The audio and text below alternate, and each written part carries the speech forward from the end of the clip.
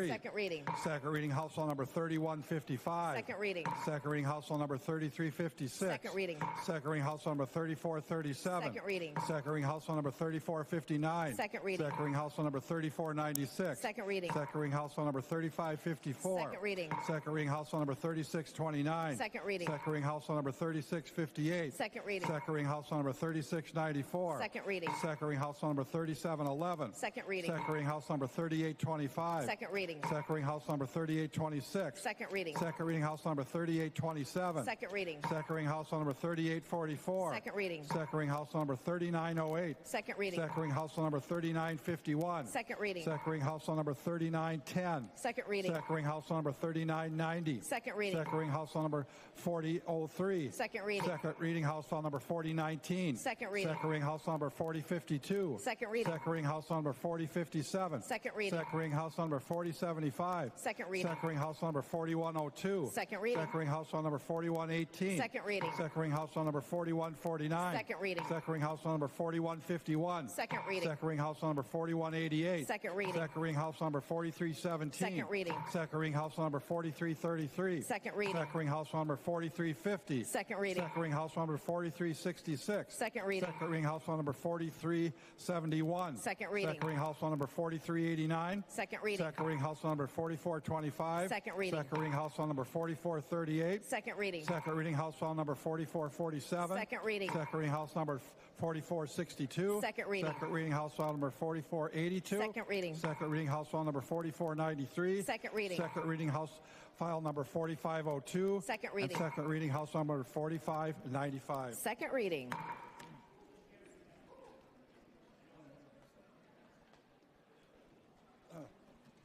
Second reading of Senate files. Second reading Senate File number 1750. Second reading.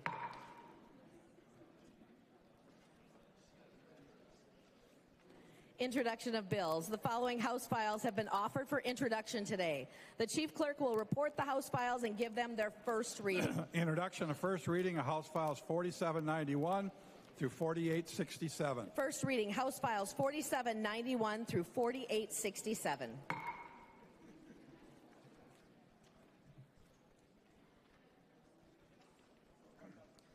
Report from the Committee on Rules and Legislative Administration. NISCA from the Committee on Rules and Legislative Administration, pursuant to Rules 1.21 and 3.33, designates the following bills to be placed on the calendar for the day for Thursday, April 9th, 2026, and establishes a pre-filing requirement for amendments offered to the following bills. House File numbers 3516, 3528, and 3718. Senate File numbers 3402 and 3602. Motions and resolutions. There are copies of the non-controversial motions at the House desk and online. If there is no objection, we will take action on these motions first. Hearing no objection, the motions prevail.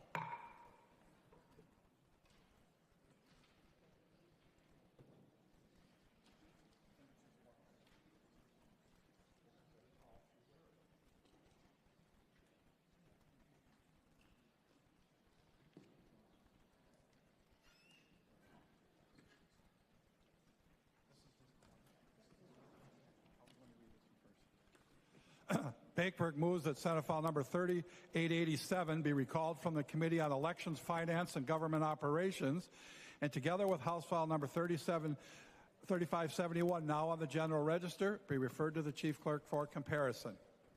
I recognize the member from Scott, Representative Bakeberg. To your motion.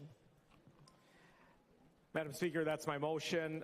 We just need to compare these. Things got crossed up between the House and the Senate. So, thank you. Further discussion on the motion? All those in favor, aye. Those opposed, nay. The motion prevails.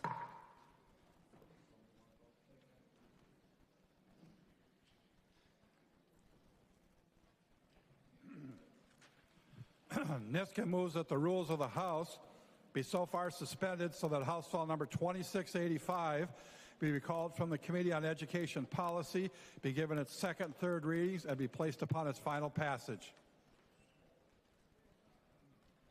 I recognize the member from Anoka, Representative Niska, to your motion. Thank you, Madam Speaker. First, I request a roll call. Roll call has been requested. Seeing 15 hands, there will be a roll call. Representative Niska. Thank you. Thank you, Madam Speaker and members. Last October, the Minnesota Supreme Court issued a ruling that essentially bans women and girls sports in Minnesota based on biological sex categories. And so we need to fix Minnesota law now, especially in light of two recent developments that we've seen in the last couple of weeks. First, the International Olympic Committee issued new official policy aligning sports categories with common sex, biological sex categories, essentially making Minnesota law out of alignment with the international standard.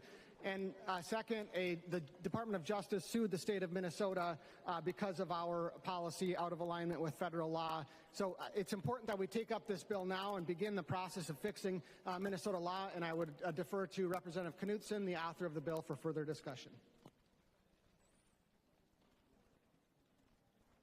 I recognize the member from Cass, Representative Knudsen. Thank you, Madam Speaker and members. Thank you, Leader Niska.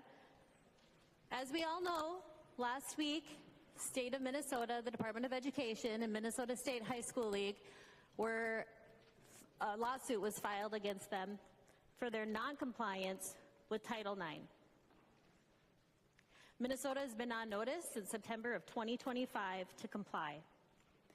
This lawsuit could have been avoided, and it still can be, if Minnesota Democrats agree to comply with federal Title IX. Unfortunately, Governor Walz and the Minnesota Democrats are putting at risk more than $3 billion federal dollars that are tied to compliance for Title IX. Minnesota Democrats are not only endangering girls, but risking federal funds, and at a time when Governor Walz is also seeking to cut funding to our schools. Minnesota prioritizes gender ideology over biological reality. Members, this is not complicated. This is not extreme. It is common sense. For decades, Minnesota families have poured their hearts, their time, and their hard-earned dollars into girls' athletics. Title IX opened those doors so our daughters can compete, earn scholarships, and stand on podiums earned by their own sweat, tears, and perseverance. We are here today because that promise of equal opportunity has been broken. Science doesn't care about politics. Biological males possess, on average, 30 to 50% more in upper body strength. They have larger hearts and lungs and denser bones than biological females. Those advantages do not disappear with a pronoun change or a hormone prescription. Study after study conducted by sports physiologists, not politicians, confirm that. When biological males are allowed into girls' sports, girls lose. They lose medals. They lose roster spots. They lose college scholarships. They lose their safety. And when forced to share locker rooms with biological boys, they pay a profound emotional and psychological cost. In that moment, when a girl, still a child, must undress in the presence of a biological boy, something sacred is stolen from her forever. Her innocence isn't merely embarrassed, it's shattered. She learns too young and too cruelly that her body is not her own sanctuary, that her privacy is negotiable, and her sense of security is less important than someone else's feelings. This should have been a simple, protected space for girlhood. But instead, it has become a forced violation of privacy where trust dies and uncertainty is born. This is not inclusion. This is the quiet, systematic theft of childhood and forced maturation into a world that prioritizes ideology over protection. I know that some people will stand up and call this bill hateful. But let me be crystal clear. Protecting girls is not hate. Telling the truth about biology is not bigotry. The real discrimination is against the female athletes that deserve a fair playing field. Members, for all of these reasons and many more, I look forward to moving this legislation along today to take a stand to protect the girls of Minnesota. I recognize the member from Hennepin, Representative Jordan. Thank you, Speaker Dameth. And yes, members, Representative Knudsen is right. This is a hateful and bigoted bill. This bill discriminates against our trans students, and it discriminates against female athletes in this state. So not only is this bill a bad bill that you should absolutely relish the chance to vote against, but also there is no sense of emergency on this. We need to make sure that we can continue to pursue the House's business and not distract from the other urgency and distract from the political theater of trying to show that GOP members voted against gun control bills that will actually keep students safe in school. So members, for the reasons that this is a bad bill and not urgent, I urge you to vote no. I recognize the member from Anoka, Representative Scott. Thank you, Madam Speaker. As you know, I'm the author of House File 12, the Preserving Girls Sports Act. And this is for my granddaughter, Jane. She's only 15 months old, but I know she's going to be a stellar athlete one day. But members, what we've seen since the last time this bill was heard in this chamber is, number one, the polling has not changed. 80% of Americans believe that only girls should play girls' sports. That includes 2/3 of Democrats. 67% of Democrats believe that only girls should play girls' sports.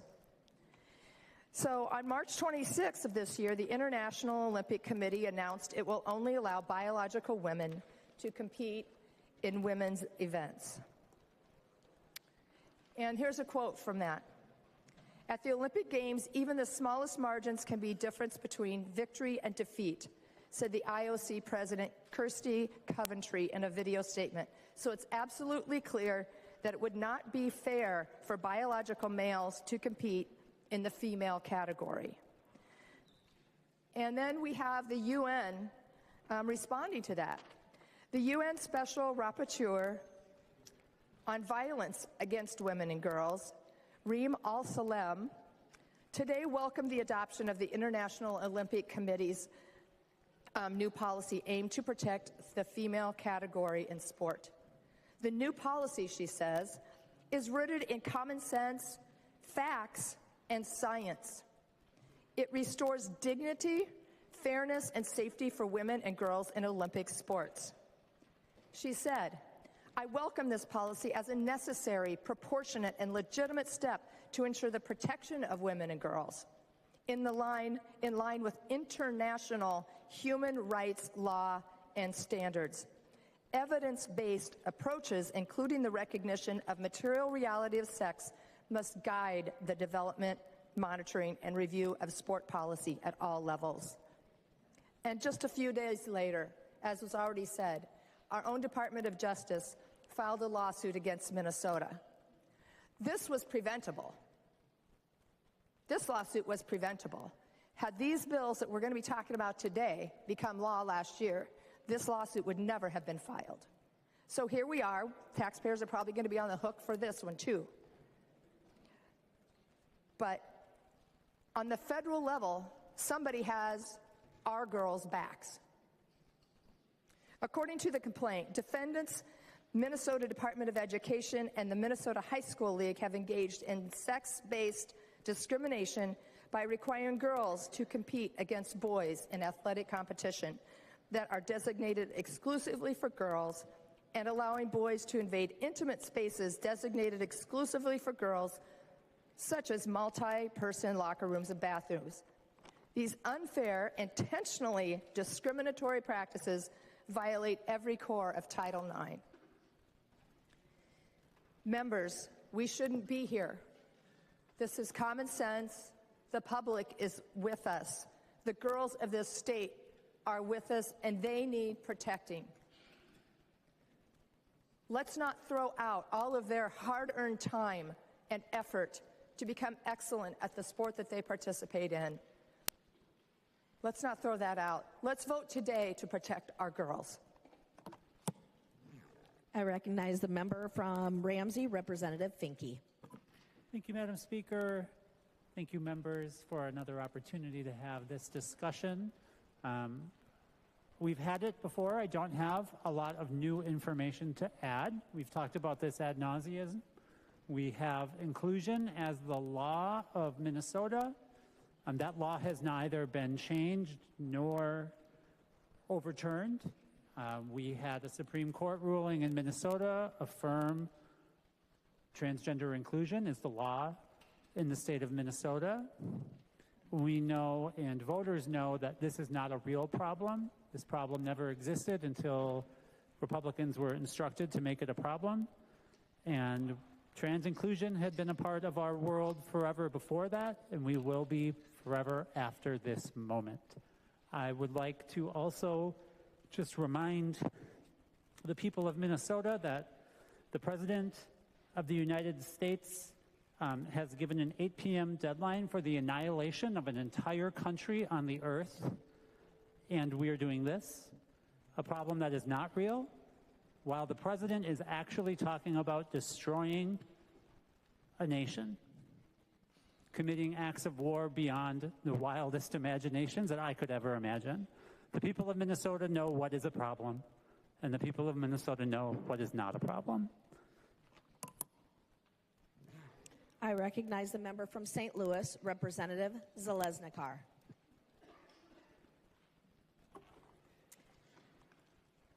Madam Speaker and members, I think it's important to note that I authored House File 1233, and this bill provided a path forward to provide clear, consistent language rooted in law to address the Human Rights Act and the language that was put in the act. Today I rise. At its core, the bill addresses an issue that has clearly moved from debate to legal reality. The United States Supreme Court has weighed in on questions surrounding biological sex in athletes. In the Olympics, and Minnesota now finds itself under federal investigation for potential noncompliance with Title IX with the Minnesota State High School League. Title IX was enacted to ensure equal opportunities for women and girls in education and athletics. It opened doors that had long been closed, doors that my grandma wished she would have had the opportunity to have, to play basketball and to compete. Doors that allowed generations of female athletes to compete, to earn scholarships, and to succeed. In fact, women and men from both sides of the aisle celebrated this bill when it started 50 years ago, and they actually still celebrate it today. All the polls show this is an 80-20 issue. It's not Democrat or Republican.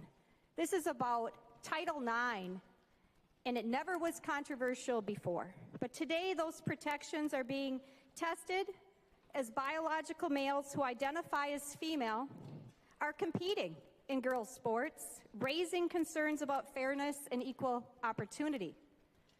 So here we are today, and under current Minnesota law, the Minnesota Human Rights Act includes gender identity as a protected class. As a result, Minnesota State High School League is allowing biological males to compete in girls' sports. This places our state on a collision course with the federal Title IX requirements, and more importantly, raises real concerns about the fairness and safety for our daughters and our granddaughters and your sisters. House File 1233 provides clarity. We never thought we needed clarity before, but here we are today. And we have a responsibility to protect future female athletes, our daughters, our granddaughters, our sisters, to provide fairness in girls' sports, to uphold the intent of Title IX, and to ensure Minnesota is in compliance with a 50-year-old law. It's a 50-year-old federal law. Many other states are clarifying things too. This has been a cherished law by both sides of the aisle. And all of a sudden, in 2026, it's political. Members, I ask for your support to clarify the Human Rights Act, to put clarity and definition so that we are not losing federal funding and we are not losing the right for Title IX. Thank you. I recognize the member from Freeborn, Representative Bennett. Thank you, Madam Speaker. I'm just going to share from the heart for a minute. And I've shared this story before, but this means a lot to me, what we're discussing right now. And I've shared this when I was a high school senior. It was the first year that we girls had the opportunity to compete in girls' sports. And specifically for me, it was girls' basketball. Prior to that, it was not available. So I was part of the generation of girls and women that finally realized that we had our own sports. And I remember clearly hearing little snippets. Obviously, as a teenager, we don't listen to politics very much, but I can remember that, just to talk about, hey, we're going to have girls' sports. Because we knew we couldn't compete against the boys. We can't compete against male bodies. And I know my life would be very different had I not had the opportunity to compete in girls' basketball. I was very shy then. I'd come out of my parents' divorce from a few years ago, was in a new school, and kind of just lived in my own shell. And being part of that sports team, a girls' team, helped me get the skills and the strength and courage to just come out of my shell and be who I was. And I appreciate that opportunity. And I want every girl to have that opportunity. This isn't about polls, 80-20. Not just that. It's not about necessarily the laws that we as a legislature make. This is a right and a wrong issue. It's a basic biology issue. It goes back to the creation of human beings who were created male and female. We in this legislature, in this body, we can get laws wrong. We're not perfect, obviously, and I'm speaking my side of the aisle, your side of the aisle, everybody's side. We're human. We can make wrong laws, and we have some wrong laws in Minnesota right now. But the right thing to do at this time is to bring this bill forward and make sure our girls in school understand that they can be safe, that they can compete against female bodies and not have to worry about the stronger physiological muscles, all those things that we heard that make competition unfair for girls. So I want to say I support this bill. I hope we'll bring it to the floor right now for a vote and tell all the girls in Minnesota that we support them, that we love them, and that we'll do the right thing. Thank you. I recognize the member from Ramsey, Representative Moeller. Thank you, Madam Speaker. I'm hearing conversations about this bill, and my colleagues across the aisle say that you are bringing this to protect women and girls, and that couldn't be further from the truth. The real threat to women and girls is sexual assault, gender-based violence, and when it comes from the leadership at the top of this country, it sends a message that that type of violence against women and girls is okay. We have a president who has bragged about sexual assault, who has been found liable by a jury for sexual assault. Point of parliamentary inquiry, Madam Speaker. State your point of parliamentary inquiry. Thank you, Madam Speaker. What order of business are we on? Members, the order of business that we are on is a suspension of rules for House File 2685. Representative Moeller. Thank you, Madam Speaker. And my comments are directly in relation to yours, because you're talking about wanting to protect your daughters and your sisters and your granddaughters. And I find that really ironic, again, when we have a president who bragged about sexual assault, who is found liable by a jury of sexual abuse, who has dozens of accusers. He bragged about going backstage during beauty pageants while women were changing. I heard somebody over there say, it's really don't want their girls when they're changing to be exposed. Our president did that. He surrounds himself with alleged abusers. He removed sexual assault training from the military. He has frozen funds for the Office of Violence Against Women. He's limited protections for these kinds of crimes on college campuses. He's named thousands of times in the Epstein's files, Epstein being his best friend. And he has given disgusting names to journalists, saying things like Quiet Piggy. Madam Speaker, point of parliamentary procedure. State your point of parliamentary procedure. What particular motion is on the floor, and what particular debate is under House rules are we supposed to be debating, Madam Speaker? Your point of order. Members, as a reminder, we are on the suspension of rules for House File 2685. Members, please keep your comments directed to the matter in front of us. Representative Moeller. Thank you, Madam Speaker. Well, I think I made it through my list of items to prove my point that if you really want to protect women and girls, you would care about the things that I just listed. Those are the things that are enabling sexual assault and gender-based violence in this country.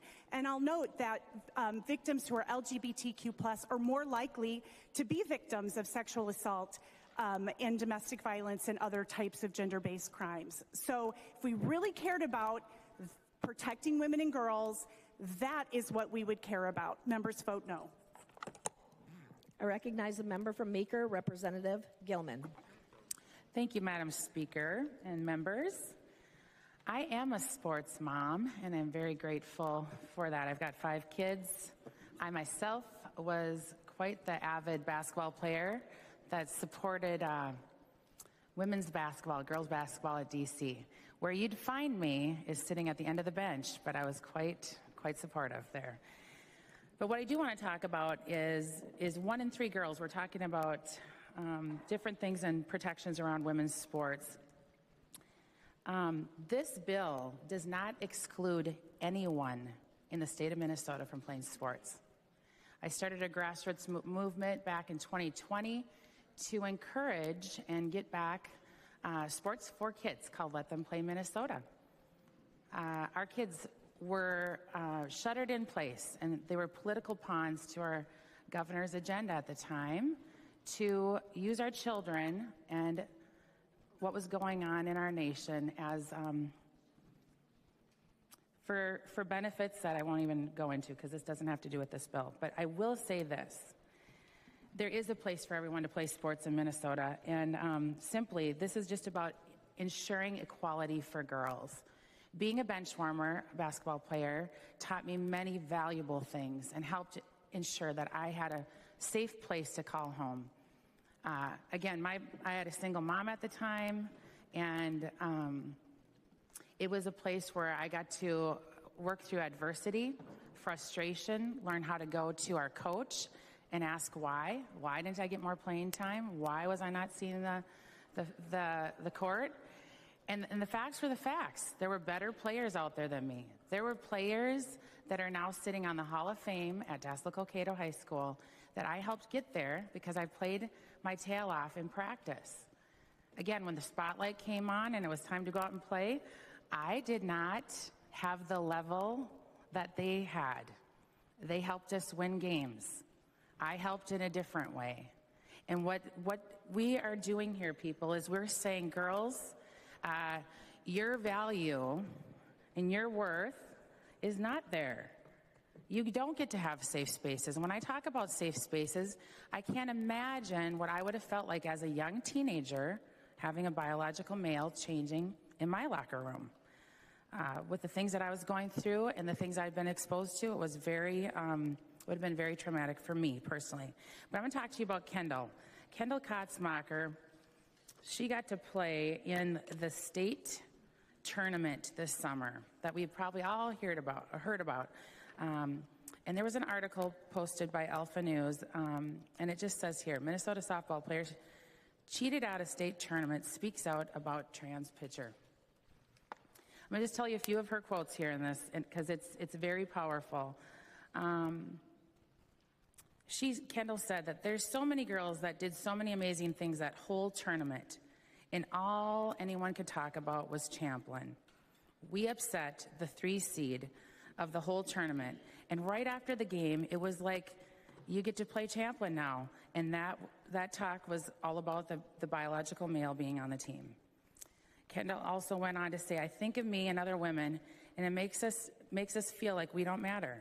And obviously, playing a biological male is not something I ever thought would happen in my lifetime. So going there and seeing that, it was like everyone was supporting Champlin, and it just kind of felt like we were being pushed aside. She went on to say it hurts. It hurts a lot. Obviously, softball is growing into such a big sport at the collegiate level, and now a new pro league. And Title IX paved the way for this and for us.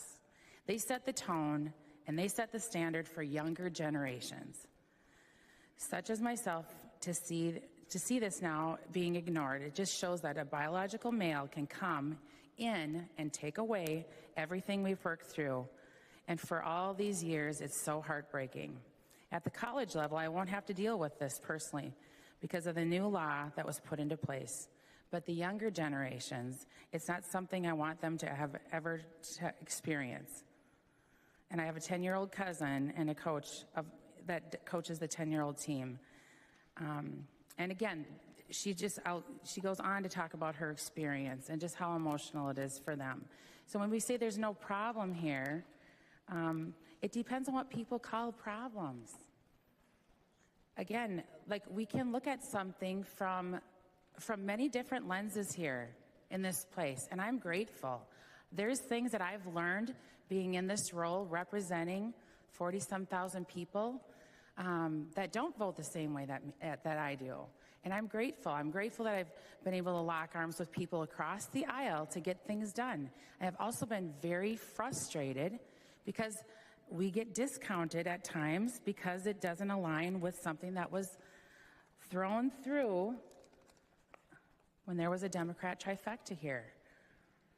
Another message I got from a mom, a concerned mom, sent me a message, and she said, I get so frustrated. They claim that Republicans are taking away women's rights when in reality, that's exactly what they're doing. I have a girl athlete, and I'm so thankful that our softball team did not have to deal with the issue many of the other softball teams had to. This isn't about being disrespectful. I'm not standing here to be mean or disheartening or the word bigoted. Hearing that word is so frustrating to me because that's not what we're here for. We are here to ensure, again, that women and girls have equality. The simple fact that you have to use the word trans female, that is a different definition than what I grew up with. Then the majority of us that grew up in this room did not know any different. So again, this bill, again, is because we love our kids. And there's so much opportunity. The Minnesota-State High School League adapted. Things changed in 2020 and 2021. We collectively pushed back at the governor's, all his orders that he had. We pushed back collectively as a state and said, no, this is not going to work. We're talking about, we just went over his budget today. We're going to push back. We can do that. We're legislators. And this is our body and this is our chamber. Again, I'm gonna just say this here quick.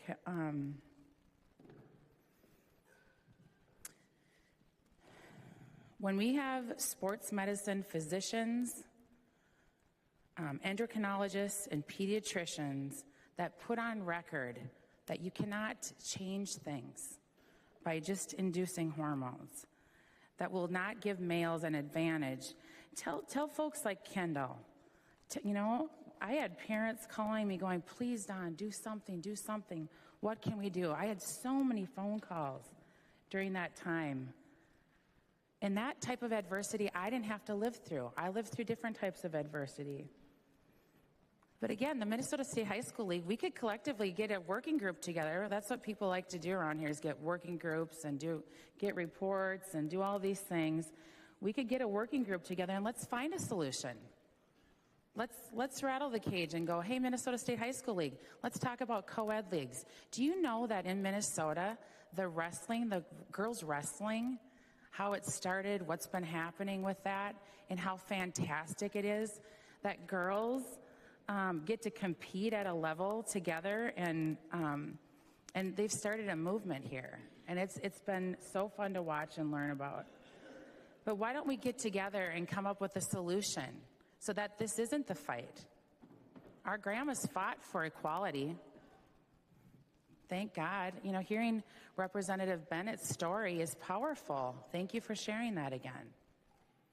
What have I, the oldest of 3 girls to a divorced mom, a survivor of my own sorts from when I was young, have been in the same locker room as a biological male, going through the trauma I was going through? I can say that's a heck no. I would not have done that. It would have not been a safe space. And it's not because I don't care for people that are struggling or comfortable with their gender identity. And if I'm saying it right or wrong, I'm saying people are saying there's not a problem here. There's serious concerns. And if we can't get curious about it and try to come up with a solution, why can't we have co-ed leagues? Why can't we do that? Why can't we do things like that? Other states are finding solutions. I think Minnesota could get on board with this bill, and we could do good things, and it'd be better for many girls out there. So thanks so much. I recognize the member from Anoka, Representative Cagle. Thank you, Madam Speaker and members. So as the mom of a 7-year-old girl, I teach my daughter to treat every person with love and acceptance. Maybe that's just, how I was brought up. But we always go towards other people with open arms. And I think that's super important. When I was in high school, girls were playing on the football team. And I really think that you're setting a false narrative saying that these aren't safe spaces. There's a lot of people in this room that I wouldn't want to even, be in an office with, let alone, that's just a false narrative, and saying that trans athletes are making people uncomfortable is just ridiculous. And once again, we're talking about 1% of the population. 1% of people identify as trans. 1%. And do you think, so how many high schoolers do you think are actually out identifying as trans? It's not like it's an easy thing to do. It's not like, people are saying, oh, we welcome you, because we see here on the floor right now that that's not happening. And if we really want to keep girls safe, we would be talking about the 40 million women that live in Iran, and the 3 million girls under 4 years old that are under threat of being bombed by a psychopath tonight. That's right. You guys should be on the phone calling your congresspeople saying, please stop this madness. That's what would help keep girls and women safe. This is silly. This is ridiculous. And I'm sorry we're doing this. I recognize the member from Hennepin, Representative Robbins. Thank you, Madam Speaker and members. I have a lot of thoughts here, so I'll try and keep it short. So one of the concerns raised, well, first we just heard that this is silly and ridiculous. And I'm stunned that that is how some of our colleagues feel about protecting women and girls sports and the girls in our state. And as the mom of 3 daughters, I don't find it silly and ridiculous at all. I am so grateful my kids are out of high school and they got to play girls sports and be safe and be able to compete fairly. And that is not what we're seeing in real time across our state. Someone else said that there's no urgency. Well, members, a year ago, we were having this fight. And on June 6th of 2025, that is when the Champlain Park softball team won with a male pitcher. And so if we would have done this last year, we might not have had that situation. And so it is urgent as we think about the girls who are competing this spring, and we absolutely need to take this seriously. That pitcher in Champlain Park, they won the Class 4A championship. I know because this affected my district. And this person pitched 14 shutout innings back to back. That's because of their strength and their endurance, and there just are differences between biology. As chair of the fraud committee, the one thing I've learned, well, I've learned a lot, but one of the things I've learned is that we create problems for our state when we do not tell the truth. And this is another example of that. When we are not willing to say that males and females are different, which is true, then we end up creating problems in our state. And I want to just be on the side of speaking truth. Males and females are different, and we should respect that, and we should make sure that girls can compete safely. I loved Representative Bennett's story about being able to finally play basketball. I'm a little bit younger, and I didn't have that experience, but my mom and my aunt were not able to play sports in high school. And when my sister and I were able to play sports, they were thrilled. They were the biggest supporters because we were the first generation to get that opportunity that they hadn't had. And I can't imagine that just a generation later, we are going back on that for the women and girls in our state. It's stunning to me. And I know it's not what I supported.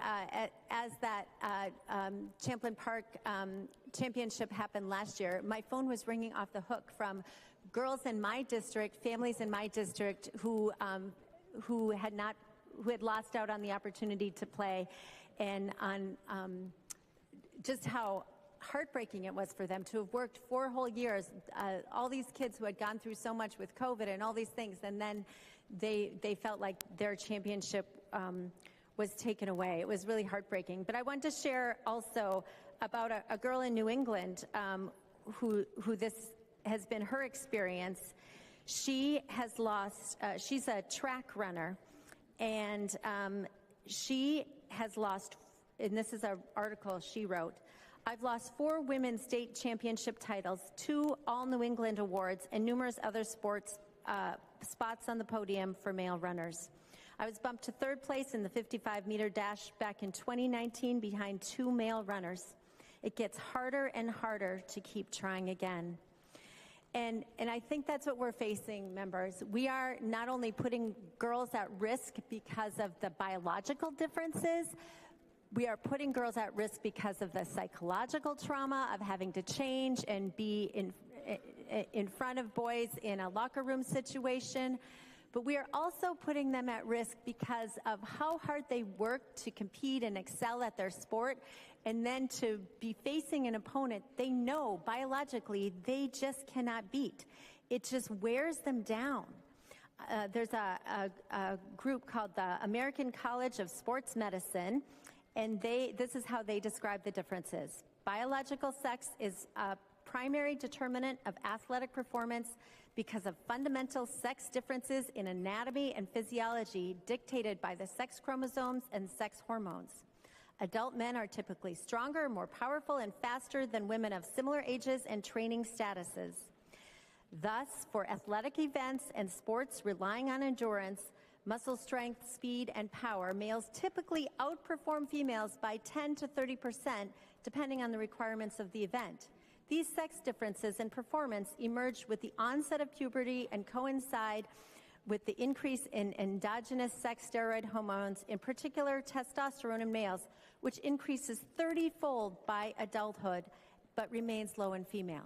So this is not targeting anyone. This is not mean. This is just facing biological reality and wanting to give the girls in our state the same opportunities that our generation had. For about 1.5 generations, maybe 2 generations, we had girls' sports.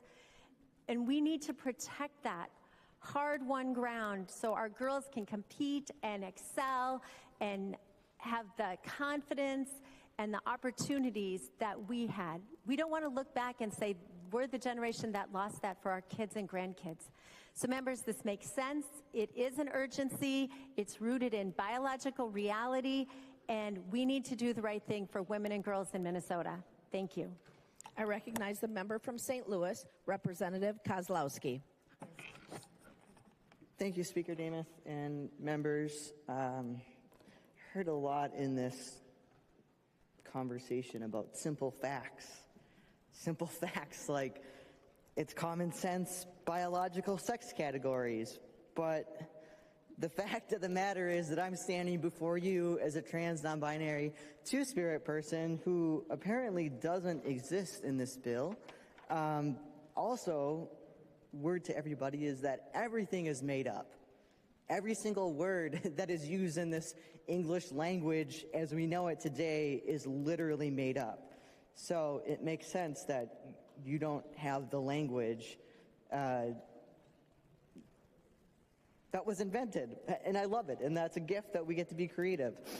But the idea that there is this like fixed gender, common sense, biological sex. I was on a call yesterday with a national group of Native Americans who are 4 other two-spirit people, and we were all talking about how gender binary was brought to these lands. Yeah, right there. Super kindly given away, right? That's a simple fact too, if you go by the words up there. That gender binary is a colonial export and not an immutable global truth. We do exist and have existed since time immemorial.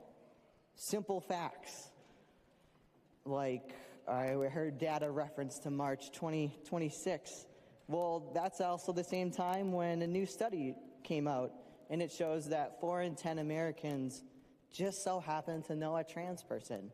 And not just know them, love them, call them neighbor, call them coworker, call them small business owner in your community, hilarious comedians, doctors in our communities. And that 85% of people across all political affiliations, this new research shows, not that we follow polls, but that they agree. The fundamental premise that every single human being, including trans, two-spirit, and non-binary people, deserve access to health care, to live in public life, and to have a future that is worthy of them and free of discrimination. We heard it say, protect the girls, and I couldn't agree more. I say protect the dolls too. And it's great because we can finally agree on something, that trans girls are girls. So protect the girls. That trans boys are boys. So protect the boys too.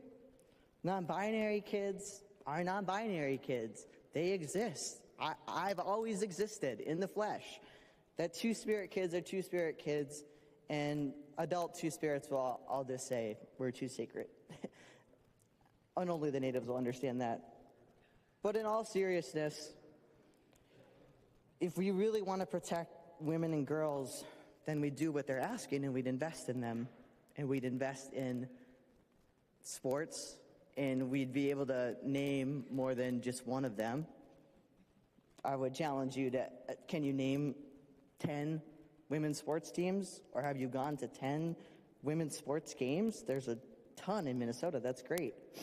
And I was thinking this weekend, because I've been paying a ton of attention to the legendary black coach from South Carolina who did take the L but showed how to take it with grace and with power. And that's Don Staley. And I'll say that as a soccer player, as a broom ball player, basketball, all these things that you're talking about, in places that it sounds like the real culprit that we're afraid of is nothing to do with trans kids or trans girls. But I think these players would frankly be a little offended at the way that, a basketball player is described here, a hockey player. I mean, hockey players, girls, women's sports are rugged and dominant and strong and mighty. And likewise, in my high school growing up, we had our girls and non-binary kids playing on the men's football team. And I can tell you, they took a sack and could hit one just the same as anybody else. So let's not undermine them. But I agree with these premier women's athletes, with these premier women's coaches. In the words of Don Staley, to all the trans girls, the trans women, and trans non-binary kids out there, you should play. An adult should get out of your way. And I'll just wrap it up by saying, for me personally, I didn't have a lot of people to look up to in sports growing up as a non-binary kid. And I'm really grateful that we have our first Olympic trans non-binary out athlete at all. Shout out to the they-thems. And Nikki Hiltz, said what Representative Finke has already said. You're not solving a problem. This is manufactured issue that just does not exist, but we do. And I'll just leave it that the real people who are preying on our women and girls is the men like Donald Trump and the Epstein files, who have an insatiable hunger for our kids, particularly for black, brown, and indigenous kids and women, and who have now taken this colonial empire violence across the globe just as soon as after they exported these gender binaries here and put that on us, going across the nation, costing every single American with every day $3 out of their pocket. So yeah, I think we should get serious, protect the girls, protect the boys, protect our women and men, protect our futures, and vote no to this terrible motion. I recognize a member from Goodhue, Representative Altendorf. Members, thank you, Representative Knudsen, for bringing this forward for us to vote on today. This is common sense, and 80% of the public stands with us. Today, the Republicans in this House chamber stand with Minnesota girls. We stand with Minnesota girls for their safety. We stand with Minnesota girls for their protection. We stand with Minnesota girls for fairness. Our aunts, mothers, grandmothers fought for Title IX. And thank God they did, because that gave girls the right to play and to have the opportunity to compete in sports, something that had never happened before. So feminists, where are you today? Where are you? The Minnesota Republicans in this House stand with Minnesota girls. Feminists, where are you? This is an 80% issue. And this is not about, we are not going to put men's feelings over girls' protections. Point of order, Madam Speaker. State your point of order. House Rule 2.31, offensive words in debate. This has gone long enough without being addressed today on the floor. The comments being made about trans girls and trans women are highly transphobic, and I would ask that members confine their remarks specifically to bills without using transphobic language, including calling women and girls boys and pretending they don't exist. Thank you. Members, we are on the motion, suspension of the rules for House File 2685. Please keep your comments related to this motion. Representative Altendorf. Thank you, Madam Speaker. And again, today we are not going to put men's feelings over protecting our girls in the state of Minnesota. It is good to see that the Olympics... Point of order, Madam Speaker. State your point of order. Same point of order, House Rule 2.31, offensive words in debate. It is highly offensive. It is transphobic to continue to refer to girls and women as men. I would ask that the Speaker find that it is inappropriate to do so on the floor and direct members to discontinue transphobic remarks. Thank you. As a reminder, members, we are on the suspension of rules for House File 2685. Please keep your comments related to the suspension of rules for House File 2685. Representative Altendorf. Thank you, Madam Speaker. Again, we stand here today, the Minnesota Republicans, to protect girls, to protect their safety, to make fairness, to bring fairness back to girls' sports, which is lacking. It is good to see that the Olympics have moved to make this back fair for women. It's also good to see that the federal government is looking to protect girls in the Title IX. So progress is being made. Meanwhile, here in the state of Minnesota, we are choosing what happened under a Democrat trifecta, an 80% issue, which 80% of Minnesotans stand strongly, firmly with the Minnesota Republicans on this issue.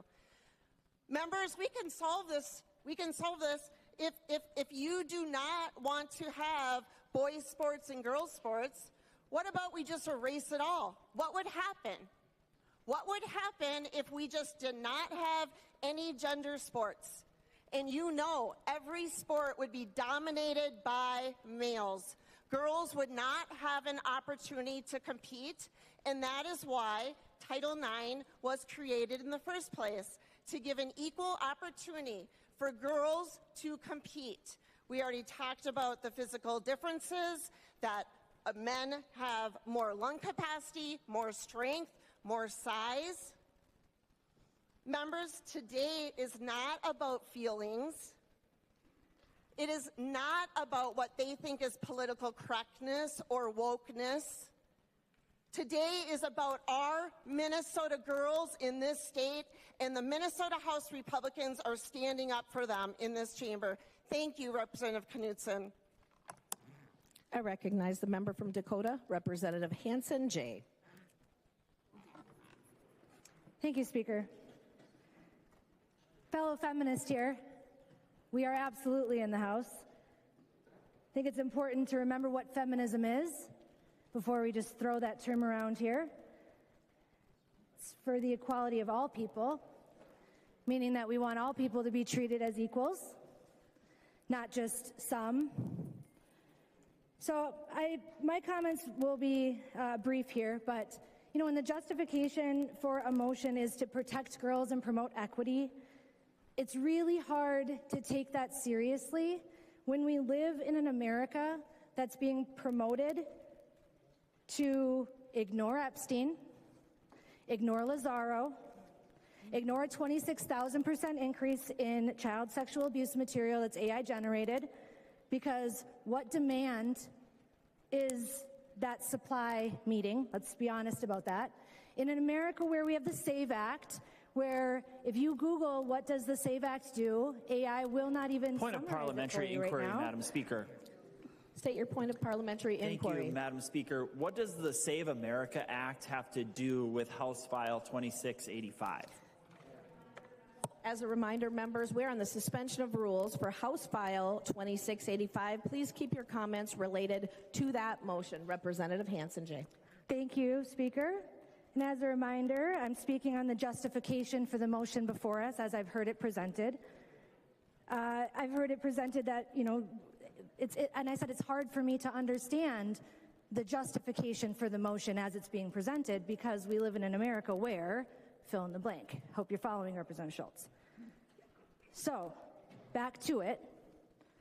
It's also hard to understand and take that seriously When I work in a body where, as a woman, I watch women every day here not be treated as equals. I watch women be spoken over. I watch women be told we can't talk as much. I watch women be interrupted. I watch women with gavels not get to earn the respect that this institution has shown everyone with gavels for a long time.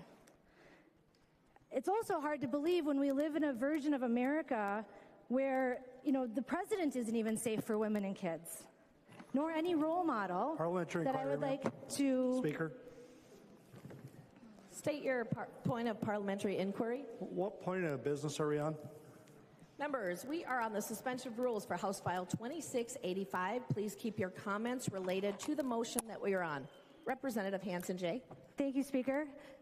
Again, I will reiterate my comments are in response to the justification that's being used from the people making it about this motion and how I'm struggling to understand that that's sincere. And I would welcome anyone to challenge any of these points about that. So I hope we can have a good debate about that. But it is hard to understand that the justification for this motion, when we're living in an America where, our kids are not safe in a lot of spaces. And women, for folks watching, this is an echoey chamber. You may not always pick up on the microphone, but we can hear you when we're talking. Let's just be honest then. Let's be honest that while Minnesotans are struggling to make ends meet, while Minnesotans are calling for action on gun violence prevention, while Minnesotans expect politicians to do their jobs, what are we prioritizing? The motion before us right now is not about what I'm hearing from constituents about. It's not about what my constituents are asking me to prioritize. It's not the high priority issues that any of us hear about on the doors most often. And I just think it's really clear, and Minnesotans should know that some of us are honestly here to do the work and not perform in just a political theater back and forth. Some people are just here to politicize people's existence in what I will honestly say is a bit of an odd and creepy, obsessive sort of way, because it's been going on for a really long time, where we have children who are already struggling to feel like they are included, struggling to feel like they belong, struggling to not face the pains of what it feels like to feel suicidal when you are treated like you don't belong, with grown-ups in decision-making places like this who ignore that their rhetoric matters. And it matters and it affects kids. That does not make children safe. Some of us are really here to get work done. We saw last week, some of us just want to give up and go home. But with motions like this before us, it's really hard to believe that while some of us are here to pass thorough, funded, effective policies about things people care about, like fraud prevention, to combat that, some people are really honestly doing everything in their power to block it and make a spectacle of it, as if to mock Minnesotans' concerns. The actual concerns we hear about on the doors, the actual concerns we hear in our inboxes. So let's just stop playing with people's emotions here, right? Let's just be clear that some of us are actually here to work. Some of us are here to be respectful to all Minnesotans, no matter who they are. Some of us are here to understand the impact of our rhetoric as it will land in a child's mind and heart. That matters to some of us. Some of us happen to care what a child takes away from a conversation like this. And other people are just out of touch with the issues that truly matter to Minnesotans and are really just here to play politics and are really unaware, and some people maybe just don't care how that rhetoric lands with some kids or how it lands with people. So I hope the public knows that while one side of the aisle here is ready to get real work done, we would love to move this motion along at any moment. Thank you. I recognize the member from Crow Wing, Representative Heinzman. Thank you, Madam Speaker. Thank you, members. I have high hope today that this urgency will be recognized and we will protect girls' sports in Minnesota, but I have a feeling that this motion will fail. And although there is all kinds of discussion about what is being heard at doors and what's not being heard, the reality is this is an 80-20 issue. And the reality is also that apparently there's a large group of folks that aren't listening to the 70 to 80% of Minnesotans that are saying, fix this. I'm the father of 3 daughters, and I'm very proud to stand and speak for them today and for the many constituents that have spoken to me about this issue and continue to write emails and continue to call and text me and say, how can this not get fixed? My daughters are volleyball players. We've heard from basketball players and wrestlers, girls that just want to be able to participate. Representative Bennett, your story has been mentioned by a number of members who were very impacted by that. I'm another member that was impacted by that story. The story of our grandmothers who didn't get to have an opportunity to play sports. And in this modern society, at least here in Minnesota, Democrats are standing in the way of this issue coming to the floor. I hope Minnesotans are watching and see who is standing in the way of protecting girls' sports today. Republicans are ready to get this finished, get this done today, right now.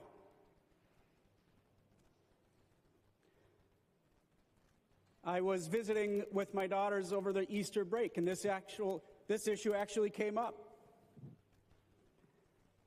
This is in the news. This is in stories and social media constantly, especially as the Olympic Committee made their decision, recognizing the lunacy of this not getting resolved and fixing it finally. At the Olympic level, I believe I read 26 or 27 other states have already passed legislation protecting girls' sports. Yet here we are today, and Democrats say, nope, can't have that conversation. We're going to stand against recognizing the urgency of this issue and are not going to allow us to pass this protection for our girls.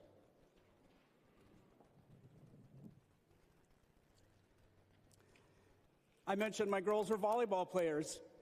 They all watch in horror as they see girls being injured as they're forced to play with much stronger players than themselves.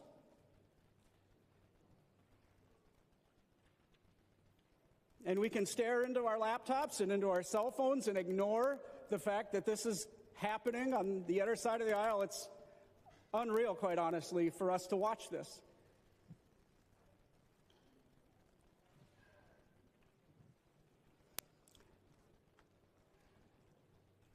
This issue is not going to go away.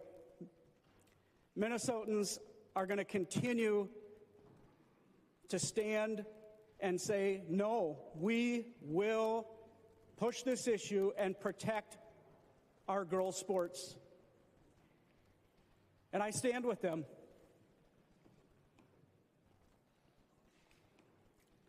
Representative Gilman, I also thought that was a tremendous example you offered, and you read the stories of these young ladies that have been so negatively impacted.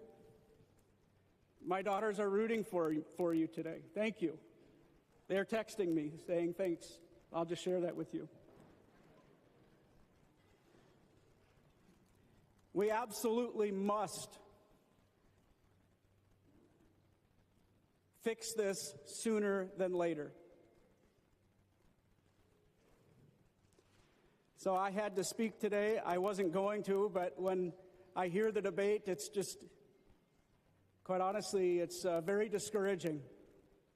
Like I said, I had hope that this urgency would be recognized and that we'd be able to vote on this bill. I hope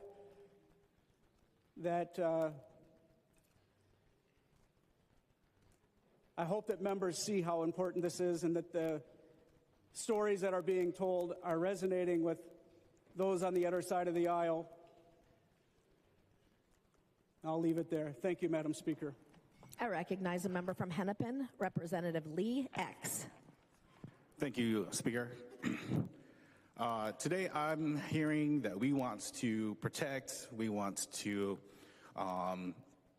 be there for our Minnesota girls. So let's do it. Let's do it for all of them. All Minnesota girls. And that's why I'm urging members to vote no on this ban. Because you're banning girls if you're voting yes for this bill. And why are we focusing on biological, physiological differences? You talk about muscle structure. You talk about physical features, bone density. What about academics? What about their mental acuity? What about their sports history? Do they come from a legacy family who's played softball or any other sport for generations? What kind of advantages do those girls have over other girls? How come we're not focusing on that?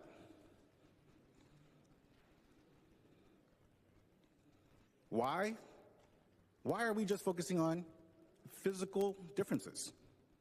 Sure, they play a part in competition, but just like we've heard earlier from the other side, every girl has a role to play. Whether you're on the practice squad or whether you're varsity, whether you come in first place or second place, whether you are the title or the record holder or whether your record gets broken.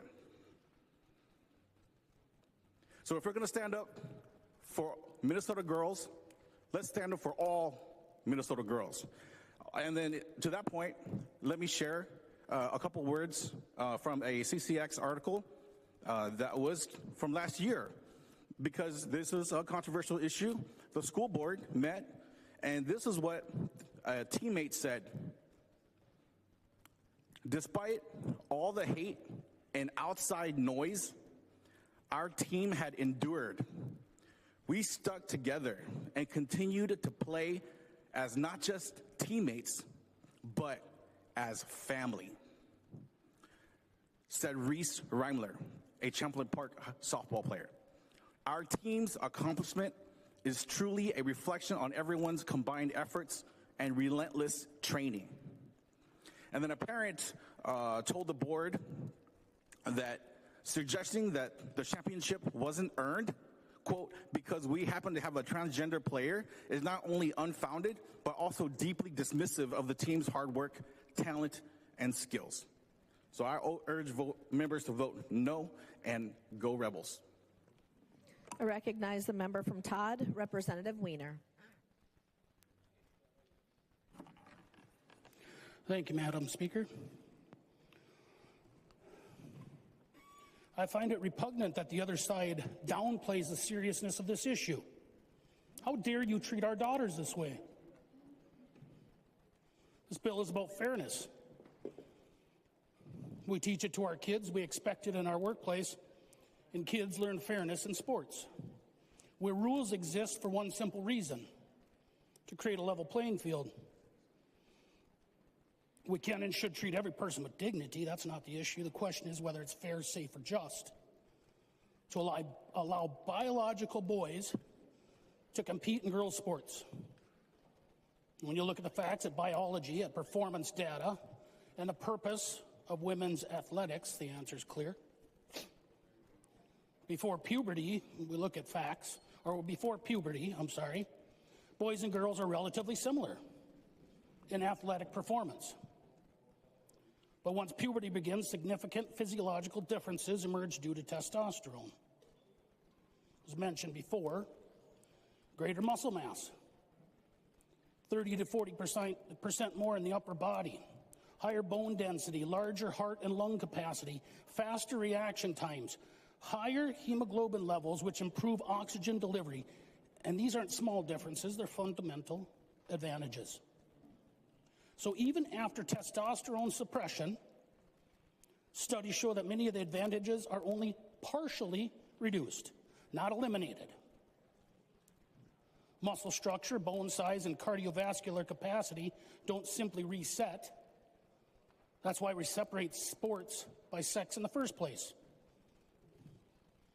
We're doing this not to exclude, but to ensure fairness. Differences aren't theological, it's measurable, it's consistent nearly across every sport. Track and field elite male athletes outperform the female athletes by roughly 10 to 12% in running events. In strength sports, the gap's even larger, roughly 30%. High school athletics, boys frequently exceed girls' Olympic level performances in comparable events. So to put it simply, thousands of male athletes outperform the best female athletes in the world. It's not simply about training harder. That's not the effect. It's about biology, and it's about fairness. Title IX was passed to ensure that girls and women had equal opportunity in sports. Opportunities that had long been denied, like what was discussed earlier. Thank you, Representative Bennett. It created a space for female athletes to compete, to earn scholarships, to build confidence, and to succeed. But if biological males are allowed to compete in female categories, these opportunities erode. We've already seen it, girls losing championships, losing roster spots, losing scholarship opportunities, and stepping away from sports altogether. When one athlete has a biological advantage, it doesn't just affect a single match or a race, it affects every competitor in that field. And there's also the safety issue. In contact sports, size and strength differ greatly. We've seen injuries occur when female athletes compete against larger, stronger opponents. Even in non-contact sports, the differences are stark. So let's be clear about this. The conversation is not about excluding anyone from sports. Everyone should have the opportunity to compete, but inclusion cannot come at the cost of fairness. We understand this principle in other areas. We've got weight classes in boxing, age division in youth sports, skill levels in competition. Why? Because fairness matters. And sex-based categories exist for the same reason. We can respect individuals while also protecting women's sports. Ensuring policies that are grounded in science, not ideology. It's not about choosing one group over another. It's about recognizing that different groups have different needs. And fairness requires acknowledging reality. Do we value the integrity of women's sports? Do we believe that female athletes deserve a fair chance to compete, to win, and to succeed based on their own abilities? I believe so. Sports teach us discipline. They teach us teamwork. They teach us perseverance. And above all, they teach us fairness. If we lose that, if we ignore the very differences that sport categories were designed to address, then we risk undermining everything women's sports were built to achieve. We can be compassionate, we can be respectful, but we also have to be honest. Biology matters, fairness matters, and protecting girls' sports matter. Thank you for bringing this bill forward. Thank you for giving me the opportunity to protect my little girls when it comes to sports. It's shocking to hear what we've heard from the other side of this aisle. Vote yes. I recognize a member from Hennepin, Representative Kraft. Thank you, Madam Speaker. Jeez. Here we are again. Many thoughts.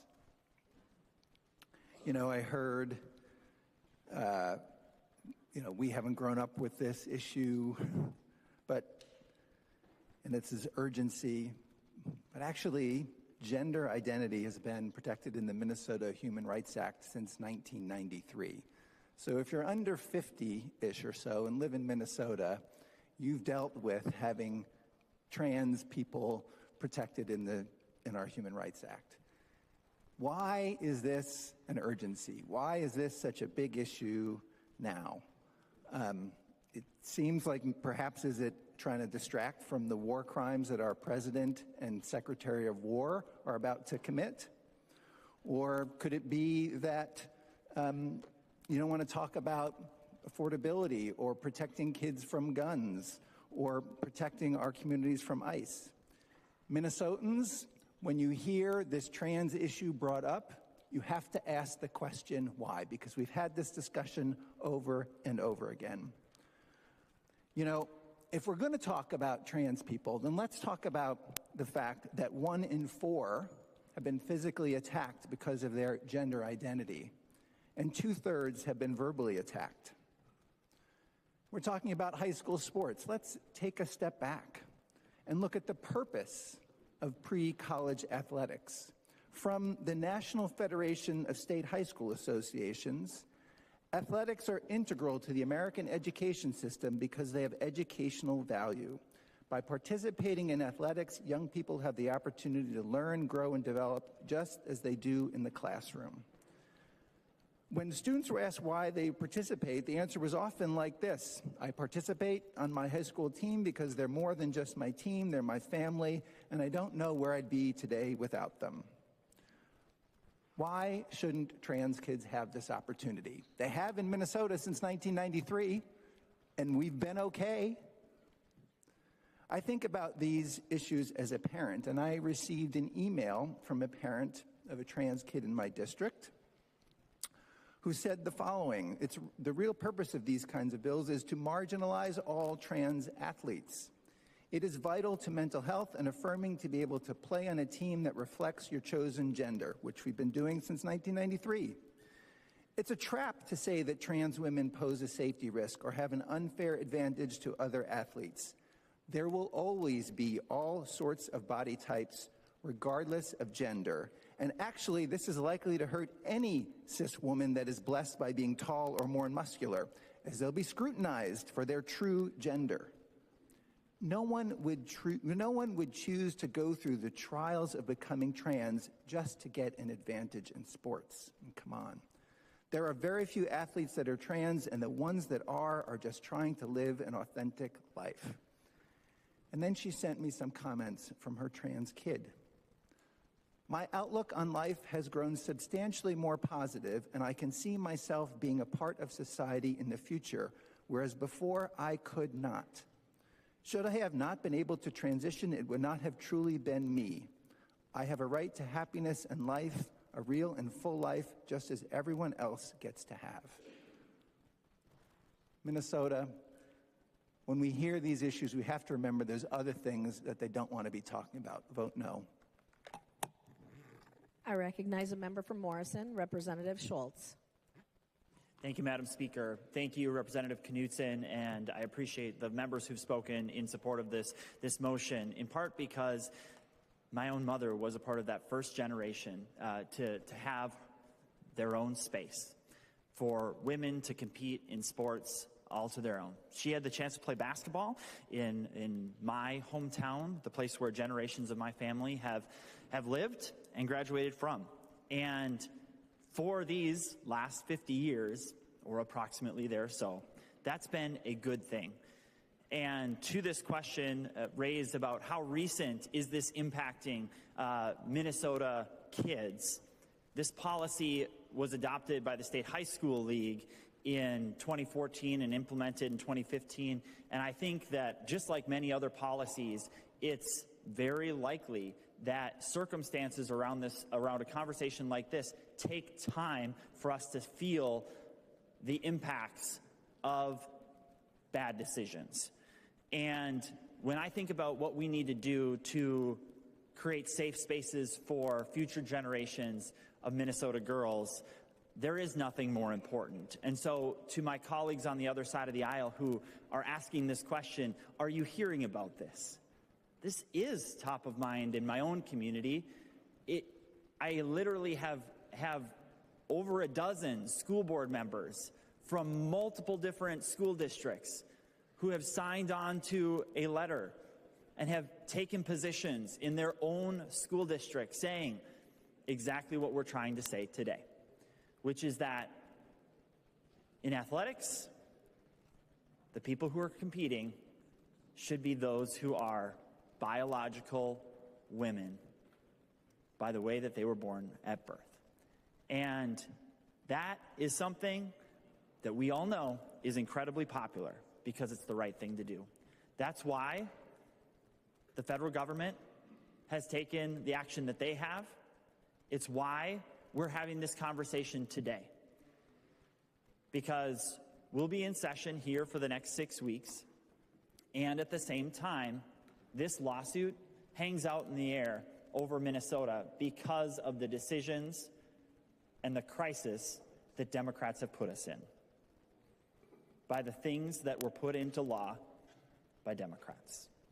And so that carries a price tag, right? The lawsuit mentions that Minnesota kids could lose out on $3 billion of federal funding because of violations of Title IX.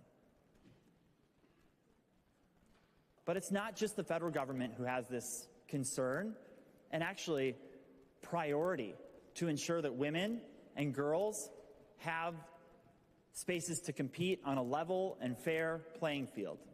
But in fact, it's the International Olympic Committee that has taken actions to ensure this level of fairness in sports. So for us, how can we stand here and see this crisis that has been created by state government and say that this isn't anything less than an emergent issue that must be addressed right now, today? Which is why I encourage all of our support to suspend the rules to bring up House File 2685. I recognize the member from Ramsey, Representative Lee Kay. Thank you, Speaker. I rise to also urge members to vote no on the motion and to tell the story of Congresswoman Patsy Takemoto-Mink, the author of Title IX. We've heard a lot about what Title IX is, but I think a lot of folks actually don't understand the full extent of what Title IX was meant to be. It's important to tell her story because the bill that Congresswoman Mink worked so hard to get passed is being misused today, and it's most importantly being misused by an administration that is not serious about protecting women or girls. Title IX is a landmark bill that bans sex discrimination in education programs for both staff and students, including the prohibition of sexual harassment. It was passed by Congresswoman Mink, who had two formative experiences that inspired her to dedicate her life to combating race and gender discrimination.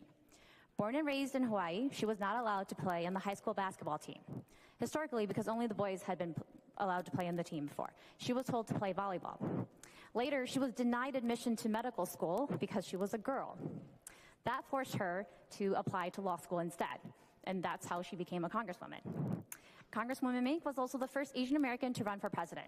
She had two goals: put a spotlight on anti-war efforts because she felt the war in Vietnam was not receiving enough attention or consideration in the presidential race, and challenged sexist stereotypes that only men could run for president of the United States. Understanding Congresswoman Mink's story is important because if she were alive today, her goal would be to just let the kids play, because that's a fundamental right that she was denied, just to play. Her argument to her principal was that being a girl did not matter. She could play basketball just as good as the guys, and when she applied to be a doctor, she knew she would be just as good or even better than the male doctors at the University of Chicago. She would also tell us that the other side of Title IX has failed all students, as litigation throughout the decades has narrowed the scope of Title IX's protections against sexual assault, which is actually a real threat for girls. A 2025 analysis of data from 2015 to 2022 found that college-enrolled women aged 18 to 24 had a 74% higher risk of sexual violence compared to women of the same age not attending college. We can't trust this administration when they claim they are fighting to protect women. For the first time in over 60 years, the U.S. gender pay gap has widened for consecutive years, with women working full-time in 2024 earning just 81 cents for every dollar compared to men. This is down from 84 cents in 2022. The gap grew because men's median income increased faster than women's median income, which remains stagnant in this economy.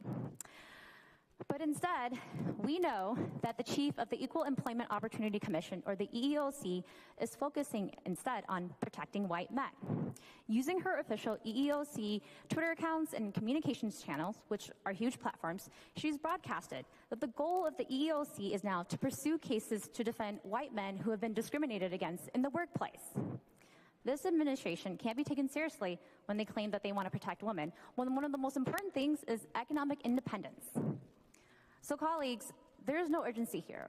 If there is an urgency, it's to protect our students, it's to protect the women who are working just as hard, maybe twice as hard as men, to bring home so that they can feed their families and pay rent. And so I urge a no vote. Thanks. I recognize the member from Crow Wing, Representative Davis. Thank you, Madam Speaker. This bill that we're discussing with the suspension of the rules, House File 2685, is about protecting girls in sports from biological males, much stronger than them, competing against them, potentially hurting them. That's what this bill is about. And we got told over and over, no, that's not what this bill is about. In fact, this bill actually hurts girls, is what we told. Right is left, up is down. Seems to always be the case on this House floor, or many times it is.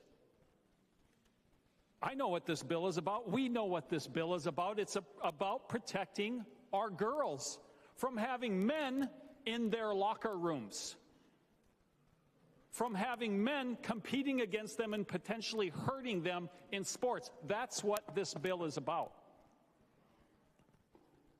That's what truth is. In Minnesota, this is an 80-20 issue for you, and you have House Democrats tonight saying your fears aren't real.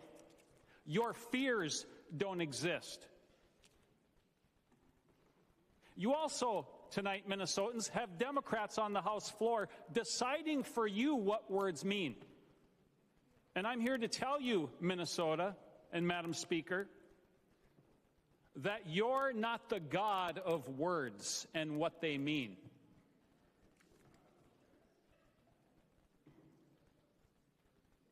What I'm hearing tonight, this is what I'm hearing, or this afternoon on this House floor, this afternoon, is that your definition of a girl is, well, if you believe you're a girl, then you must be a girl. If you believe you're a girl, then you're a girl, and you can go into girls' locker rooms, regardless of whether you have male genitalia or not. I can't imagine the trauma that some of our girls go through in locker rooms having to see that. No, we're going to stand up for those girls today, this afternoon, to protect them. That's exactly what we're doing. That's what the truth is. You don't get to define what words are. Not for me. and not for those Minnesotans who are fearing for those girls, and their fears are real, and the fears of those girls are real. And you're blatantly disregarding them, saying, no, your fears don't exist. It's transphobic. Wrong. Wrong, Representative Long. You don't get to decide for me, and you don't get to decide for Minnesota what words mean. Tell you who decides for me, and I'm so glad I can declare his name on this House floor, that I have the freedom and the liberty to do it, the Lord Jesus Christ. Yeah, I see a roll in your eyes. Here we go. Here goes the religious pastor. Absolutely. My district sent me here to be their voice. Matthew 19:14, Jesus said, have you not read from the beginning, he that made them in the beginning made them male and female? Go look up those words he used in Greek, and go look up those words that he quoted from Genesis chapter 1, verse 27 in the Hebrew. They're binary. They're not transphobic. They're not hateful. Listen, if a person born as a biological male wants to believe that they're a girl, fine, let them believe that. But they're not going to dictate that for other people. That is wrong.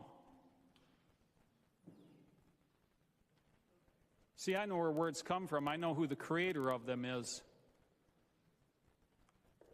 He made them male and female. And I'll unashamedly state the Lord Jesus Christ's words on this House floor. He knows what he's talking about. He's not a liar, and he's not crazy. He speaks truth in love. Here is truth. Irreversible male physiological advantages make fair competition impossible. Makes it impossible. And gee, I wonder why that sports team defended their pitcher. Is it because they won the state championship? Number two, it only discourages female athletes. And there's many of them that have come forward and even come to committee to talk about this, and you say their fears don't exist. It's not real. It also displaces them and undermines the purpose of real women's categories. And that is not hateful speech, that is truth speech. Number three, there's safety risks in contact and combat sports. We saw this in the Olympics with boxing. Those ladies got pounded by a male athlete. Pounded. One of them said, I've never been hit so hard in my life. How can you defend that?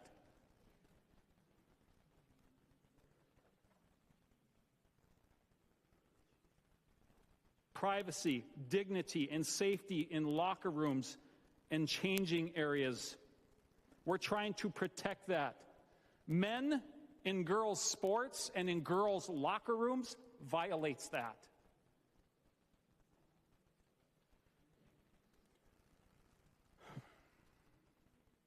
There's a place for everyone to play sports in Minnesota. That is true. But girls shouldn't have to bear the discrimination of forced competition with male bodies. That's not right. Minnesota, you see this issue clearly, an 80-20 issue. It means something to you. You know that girls should be protected from men in their locker rooms. You know that girls should be protected from bigger, stronger men competing in their sports. Yeah, Minnesota is on the right side of this issue. House Democrats are not.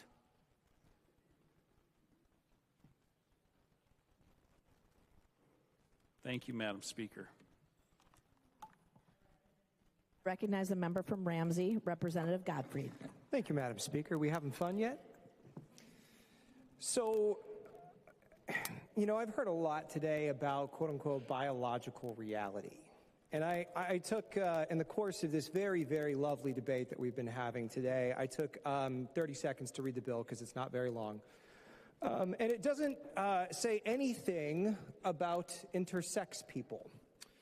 And I just, for those that don't know, intersex is a term for naturally occurring variations in sex characteristics, including chromosomes, hormones, genitalia that differ from the typical binary definitions of male or female. Intersex people are a biological reality.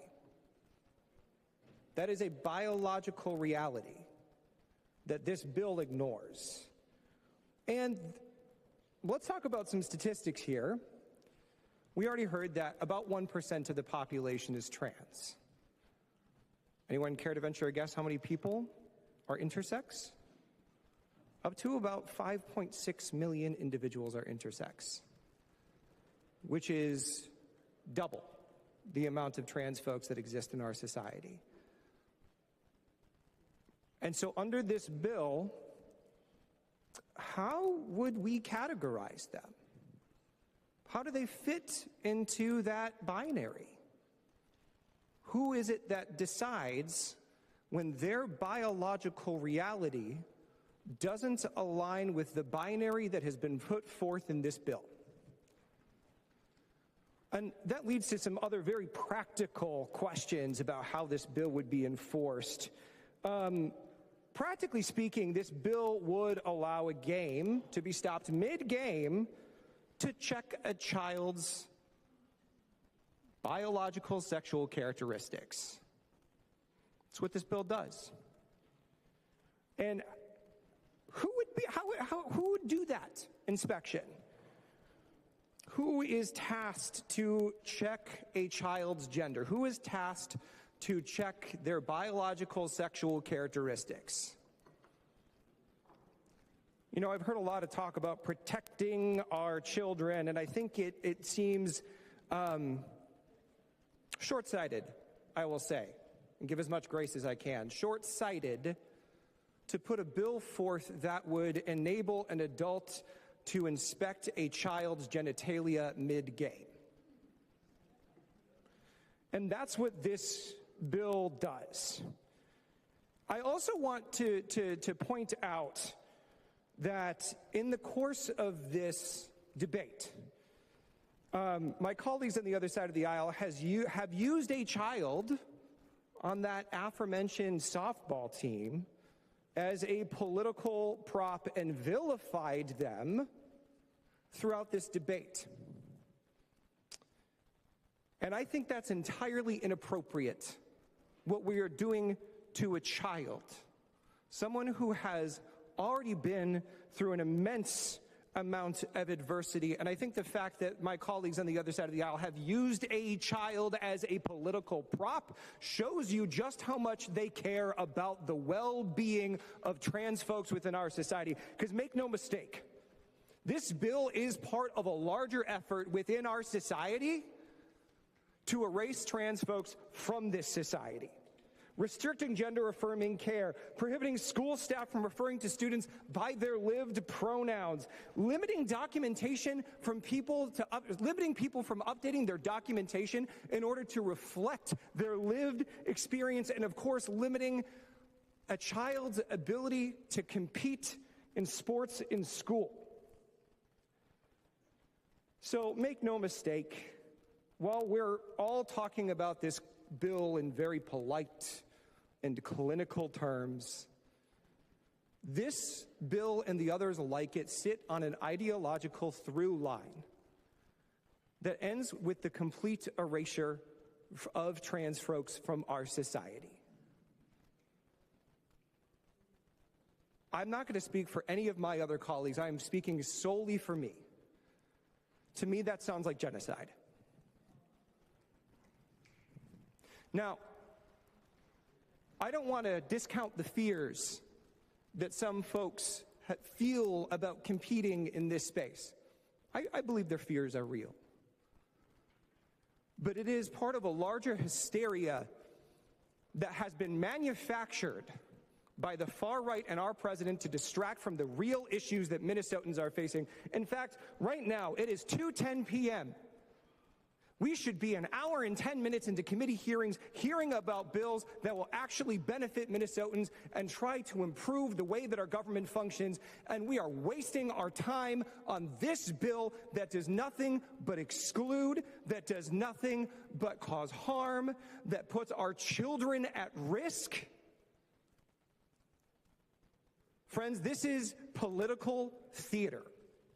This is political. I see some laughs on the other side of the aisle. That's fine. We both do it. We all know that. But this is political theater. And it is the most dangerous kind that we can have. Because it ends with the erasure of an entire group of people. Please vote no. Thank you, Madam Speaker. I recognize the member from Dakota, Representative Roach. Thank you, Madam Speaker. I rise in support of House File 2685. You know, it's funny that we have members on the other side of the aisle that bring up ridiculous arguments and talk about genocide. My gosh. No one here is talking about genocide.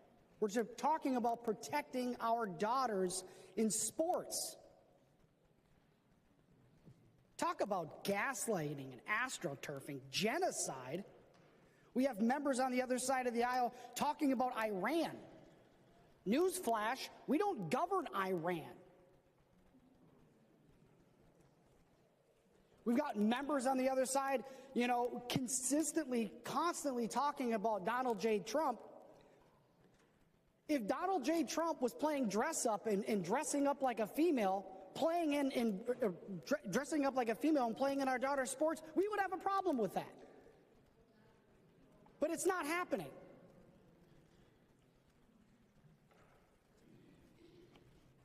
You know, when I was a kid, kids went through hard times. They go through puberty.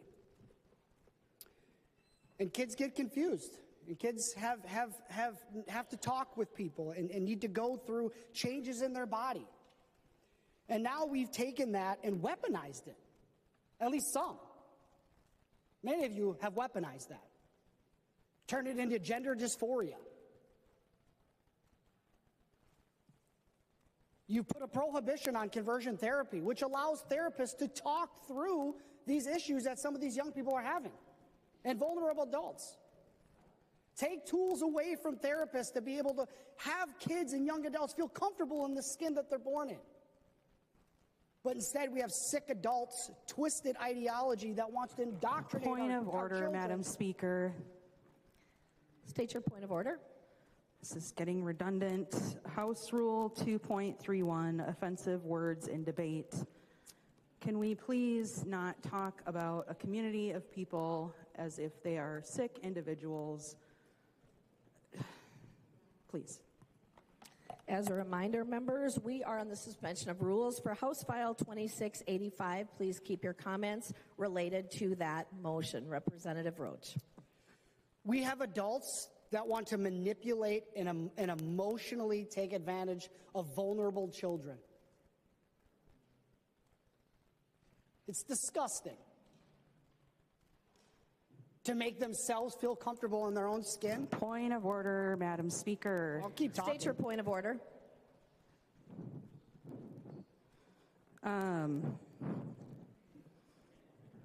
I could use the same rule, House Rule 2.31. Offensive words in debate. If the representative could not stare down members of the Queer Caucus as he says words like disgusting. Thank you. Members, as a reminder, we are on the suspension of rules for House File 2685. Please keep your comments related to the motion at hand. Representative Roach. Madam Speaker, I will look at you. My goodness. You know, members over here talk about honesty. I'll end with this. They want honesty? Well, here's an honest fact. There's no such thing as a transgender child. Point of order, Madam Speaker.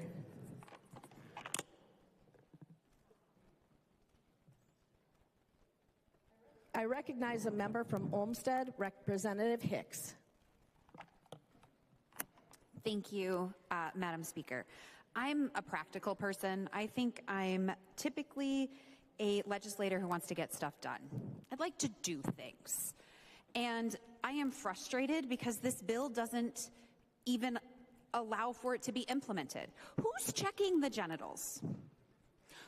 Who's paying the medical bills? Who's deciding which girls look too much like a trans person to have to go to the doctor and get checked? This is theater, and that's cool. Y'all want to do theater? Rock on, whatevs. But you're supposed to be in Ed Finance today with new members talking about a bill to stop special education cuts.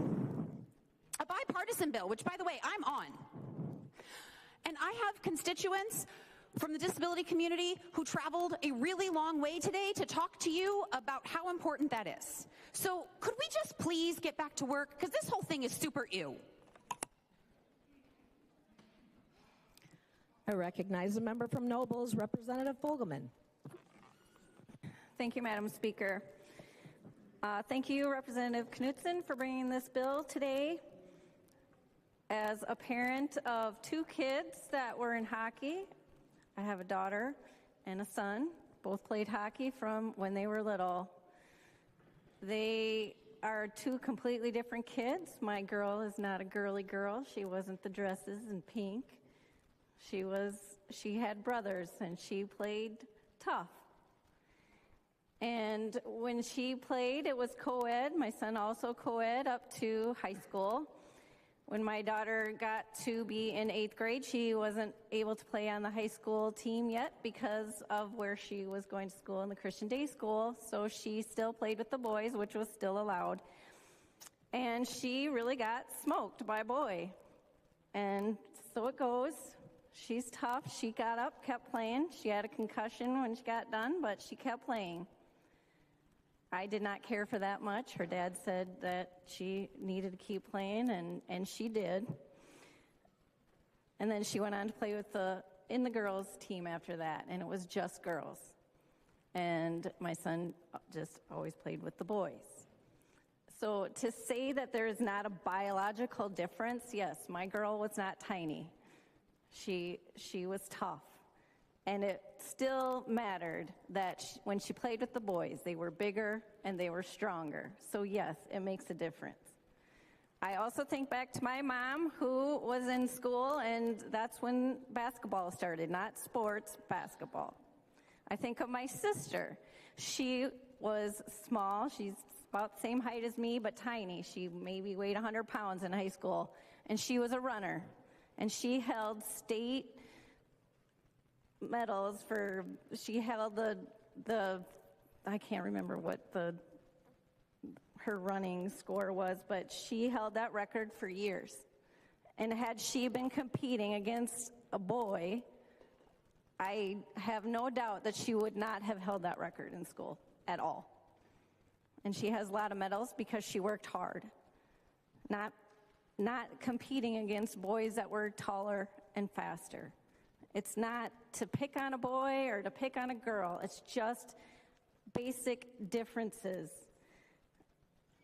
Now, I know I've heard people say that it's not an issue at the door. I've heard it a lot of times, lots and lots of times. It's an 80-20 issue. We've heard that too. My constituents want to protect their girls.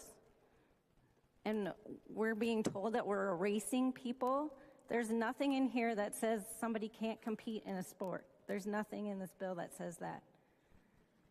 But by saying that we are erasing people, yeah, we are. We're trying to erase women and girls from sports. I don't think when Representative Bennett's mom or when my mom started school, they didn't think about playing with the boys. That wasn't even an option. They didn't think they were getting discriminated against because they didn't get to play with boys. They were excited because they were women and they were getting to play a sport. So if we're going to let biological boys play with the girls, then that's what we're doing. We're erasing what they work so hard to do. And I think that we're sitting here saying we need to get back to work. Yeah, we do. We should. We're taking now, the federal law says that we should not let this happen. The Olympics have made this rule now that girls and boys have to be separate. So now we're wasting our taxpayer dollars in a lawsuit because we won't comply. And we're also hurting our schools now because we could be risking billions of dollars in federal funding because we don't want to comply with the law. So yes, that's what we should be doing. That's why we're here. It's not, oh, we're Minnesota, let's make up our own law because we don't care what the federal government says.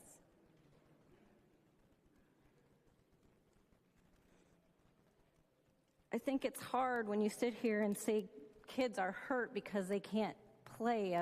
You can't say that we're hurting them or not keeping them safe by letting girls play with boys or boys with girls. There's a time and a place for that.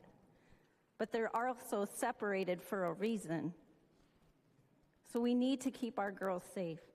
It's important. And I would hope that you would teach your child that. And if you have a kid that doesn't know if they're a girl or a boy, then maybe you should encourage them to be happy with the skin that they're in and the way that their creator made them. So thank you again, Representative, for bringing this bill forward. Please vote yes. I recognize the member from Chippewa, Representative Van Binsbergen. Thank you, Madam Speaker. Thank you, Representative Knudsen. I rise in support. I stand for common sense. And let me tell you, this bill is all about common sense. It's hard for me to believe that we are here again. We started having this discussion a year ago, March. The voters in my district tell me they can't believe we are still having this discussion. This is basic common sense. It's an easy vote. This is a vote for what is right. It's a vote for what is safe. And it's a vote for what is fair. You know, I, like a lot of you in this chamber, we enjoy sports. And I tell you, I've been at more track meets, in more basketball gyms, on more golf courses watching cross country than I can imagine. And what I like about sports, it's the competition. It's working together. It's inspiring your teammates. And I have been as I have watched, and I have raised 3 kids. And as I have watched my kids participate, I've also watched girls' sports. And I tell you, and I used to play sports. And I'm so proud to see how girls' sports has advanced over the last 25 years. As I have raised my kids, I have 2 boys and 1 daughter, and I've watched them all play sports. There is clearly a difference. My son, who is a multiple sport athlete, he runs in the 800 meter dash. Okay, that's twice around the track. He ran that in a minute 57 seconds. Pretty fast. Take me a lot longer. Okay, he's in good shape. Average girls run that same event in 2 minutes, 35 seconds, 2 minutes, 40 seconds. My point is, there is clearly a difference. And as I am out and about in my district, and I'm hearing the folks, I am talking to them, I'm getting emails, and members on the other side say that this isn't an important issue. I'm hearing about it, and I know you're going to hear about it, and I know you're hearing about it as well. School boards from all across this state, including school boards in your district, are standing up, members are standing up and speaking out.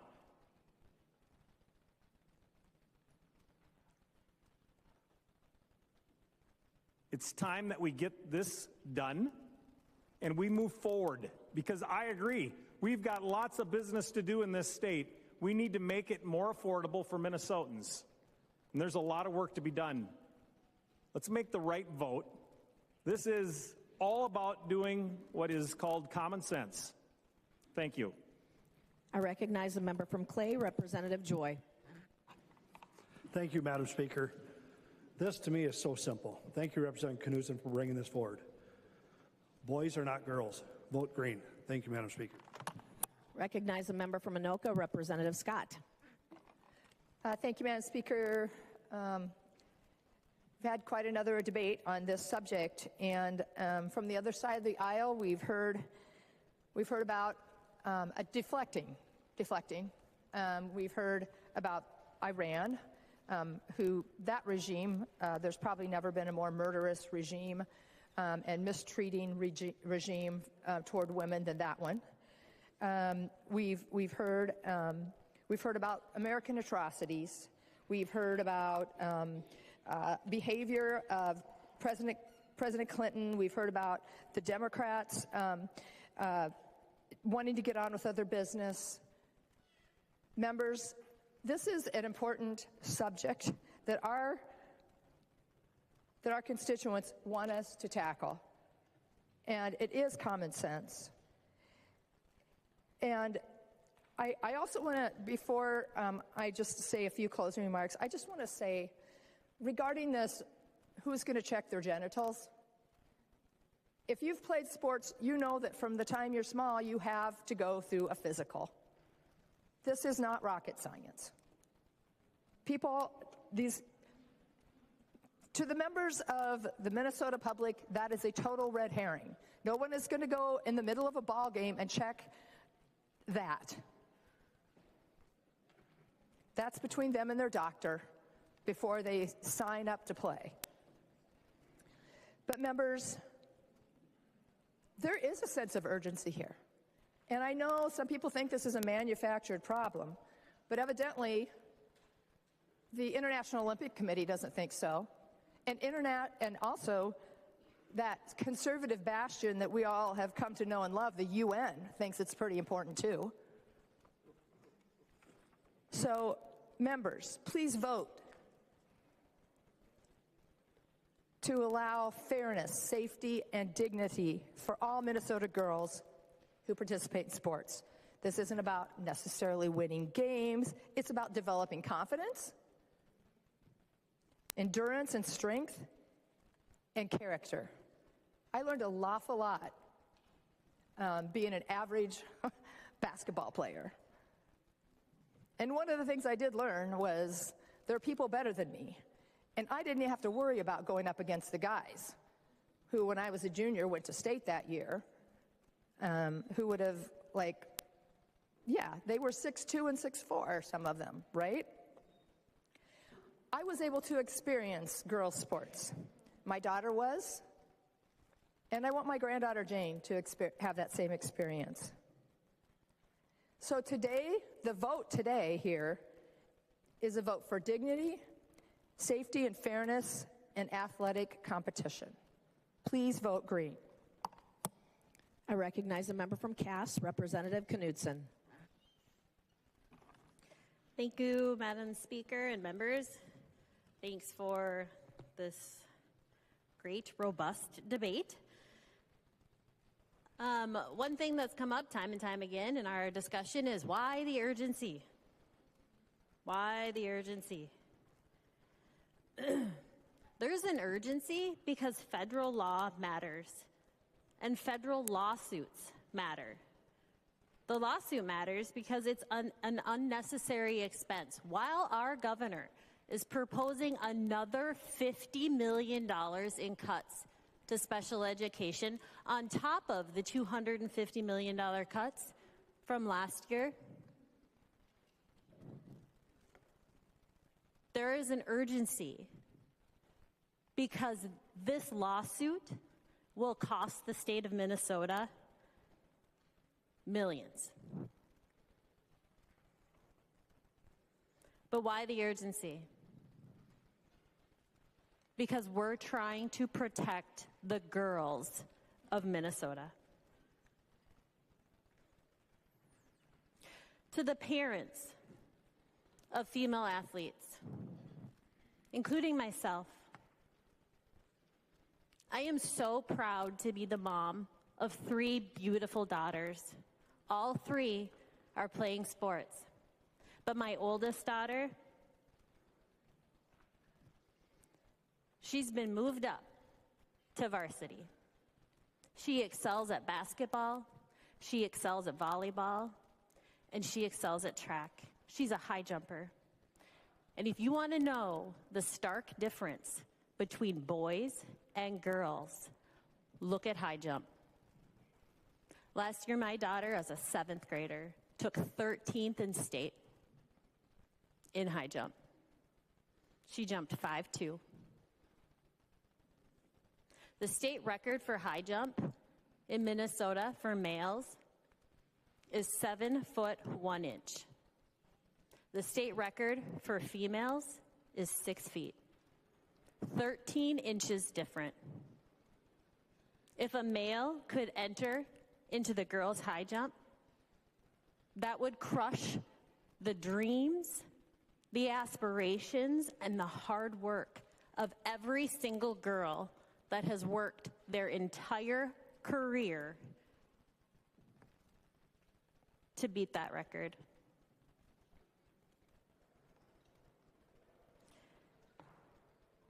This bill is for the parents of female athletes and coaches across our state who have been silenced by the fear of being called names.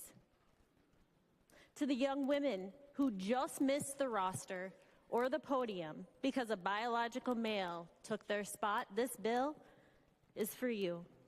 To every Minnesota girl who has dreams and aspirations of being the next Lindsay Wallen, this bill is for you.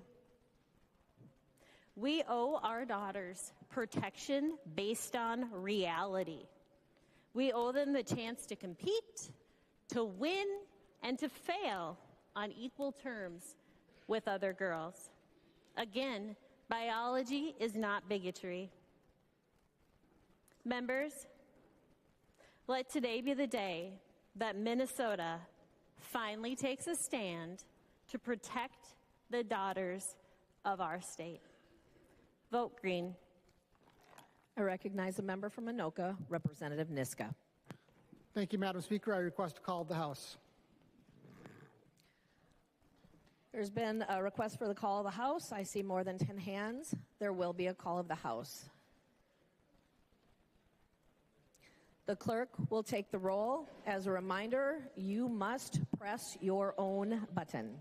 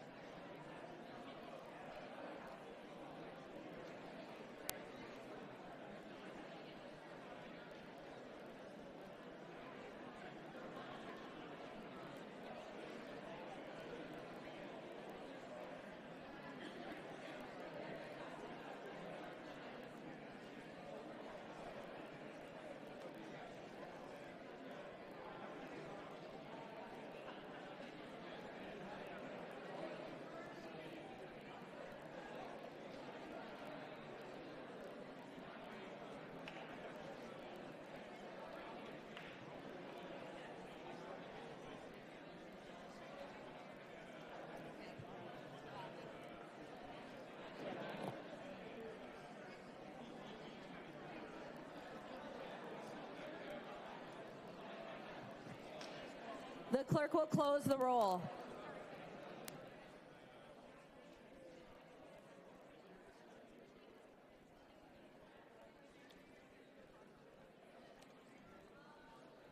Representative Niska.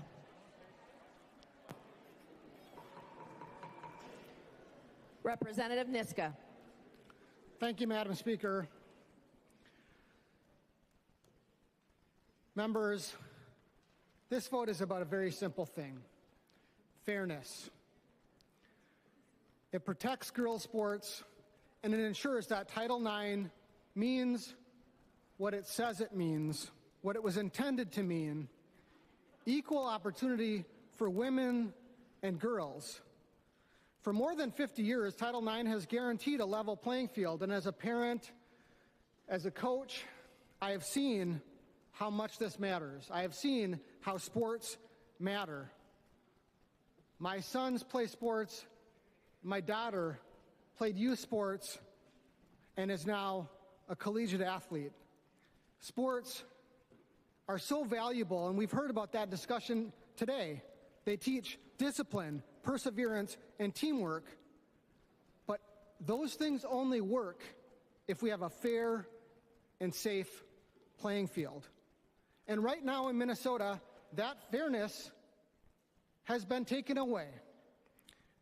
We separate competition by age, by weight, by division. All of those things are legal. We could even separate sports, as has been suggested, by, something about your parents and how they taught you, how well they taught you. Those are all legal in Minnesota.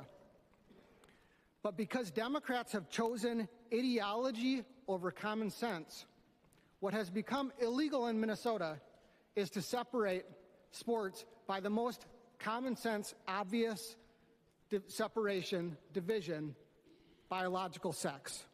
Democrats have chosen ideology over fairness and ideology over the rights that women fought for and secured under Title IX. And Minnesotans see it. A New York Times poll found that 79% of Americans, including 67% of Democrats, believe girls' sports should be reserved for girls based on biological sex. This isn't controversial. The only place this is controversial is here at the Capitol.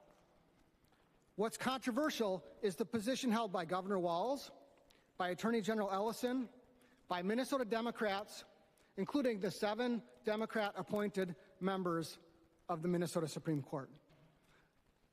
Minnesota Democrats have staked out a position that is extreme, out of touch, and puts girls at a disadvantage. And Minnesotans are going to see now whether you want to change course or double down. We've heard a lot of deflection has been discussed, a lot of discussion about Iran or things that are out of our control here in the Minnesota State Capitol. But what is in our control is taking up this bill and passing it. And it absolutely is an urgency. It's an urgency for 3 reasons. The first is the Minnesota Supreme Court ruling from last October. We heard this euphemistically referred to as Minnesota Supreme Court affirmed transgender inclusion in the law. People of Minnesota, I think you need to understand exactly what happened at the Minnesota Supreme Court last October. A powerlifting organization tried to say, we are going to have competition, women's powerlifting competition in Minnesota, and Minnesota Democrat activists, backed by the Walz administration, backed by the Attorney General, sued and said, you have to include someone who is a biological male, someone whose sex is male. And the Minnesota Supreme Court, all Democrat-appointed judges on the Minnesota Supreme Court ruled, Minnesota law does not allow a sports organization like a powerlifting organization, like a boxing organization, like a volleyball organization, any Minnesota sports organization having a sports competition in Minnesota cannot say we are going to have a women's category and exclude those with XX chromosomes, biological males by the definition of sex. That is current Minnesota law. We have to fix that. We have to fix that, not only because it's wrong for our kids, because it's common sense. And even the International Olympic Committee has recognized that it's common sense. They've moved to protect women's competition. And the reason they did it is because there was someone with XX chromosomes boxing against women. We heard a lot of crazy talk today about assault, about violence against women. Having a boxing organization, having a wrestling competition in which women cannot exclude men from hitting them in the face, that's what we can control. That's what this vote is about. If you're for women going into a boxing ring and getting punched in the face by someone with XX chromosomes who went through male puberty, vote no. Vote no. The people of Minnesota are watching. But if you think that should change, if you think that women and girls should be able to compete against only other women and girls if they so choose, then we need to pass this bill. And we need to take up off the table House File 12 and House File 1233 and pass those two. Minnesota Democrats, the people of Minnesota are watching. They're watching your decisions, and they're watching the decisions that you have made that are putting Minnesota on the hook legally and financially. Can we have an Olympic trial in the state of Minnesota? Minnesota has a proud Olympic tradition. We just had, I think, the most Winter Olympic athletes of any state. Could we have Olympic trials for cross-country skiing in the state of Minnesota legally? I don't think so. It's pretty common sense.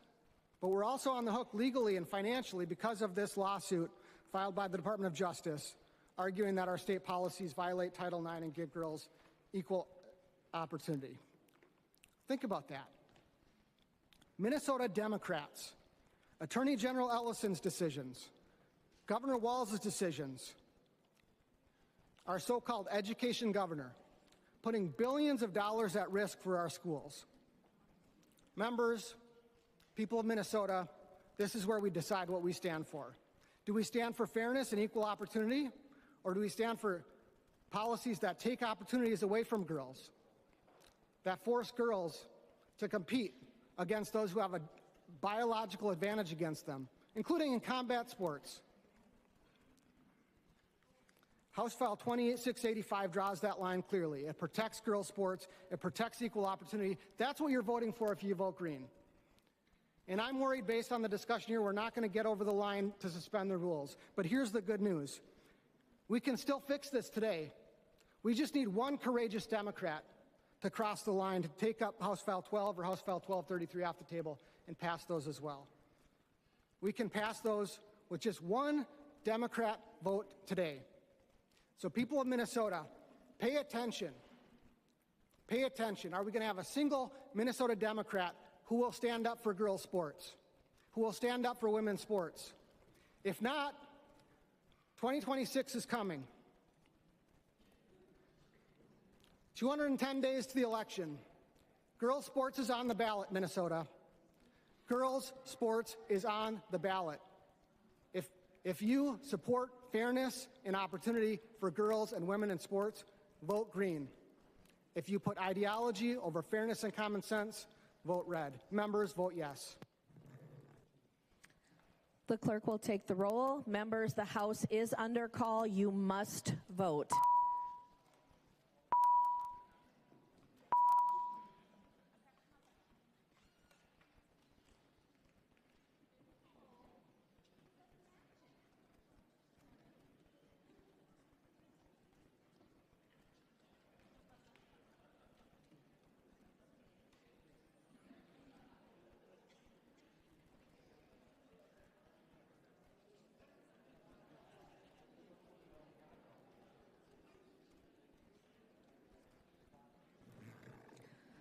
The clerk will call the names of the members participating remotely. Katiza Watoon. Katiza Watoon, no. Katiza Watoon votes no. Lee F. Lee F, no. Lee F votes no.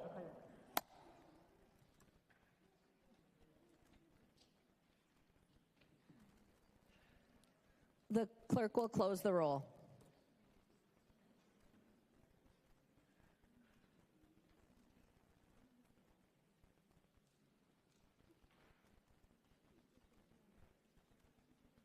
There being 67 ayes and 66 nays, the motion does not prevail.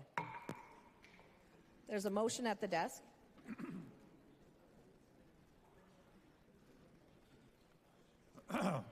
Niska moves that House File number 12 be taken from the table. I recognize the member from Anoka, Representative Niska, to your motion. Thank you, Madam Speaker. I request a roll call. A roll call has been requested. Seeing 15 hands, there will be a roll call. Representative Niska. Thank you, Madam Speaker. Vote yes. Members, this is a non-debatable motion. The clerk will take the roll. And as a reminder, we are under call. You must vote.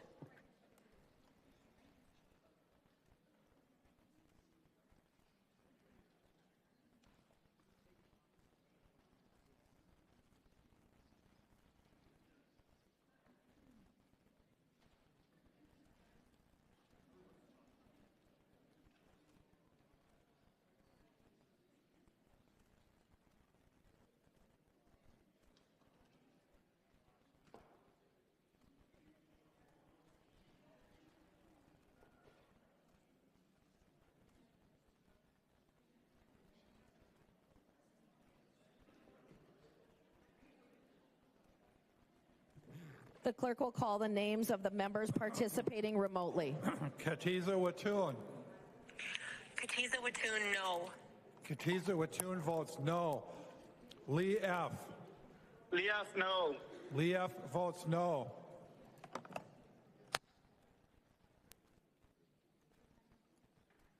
The clerk will close the roll.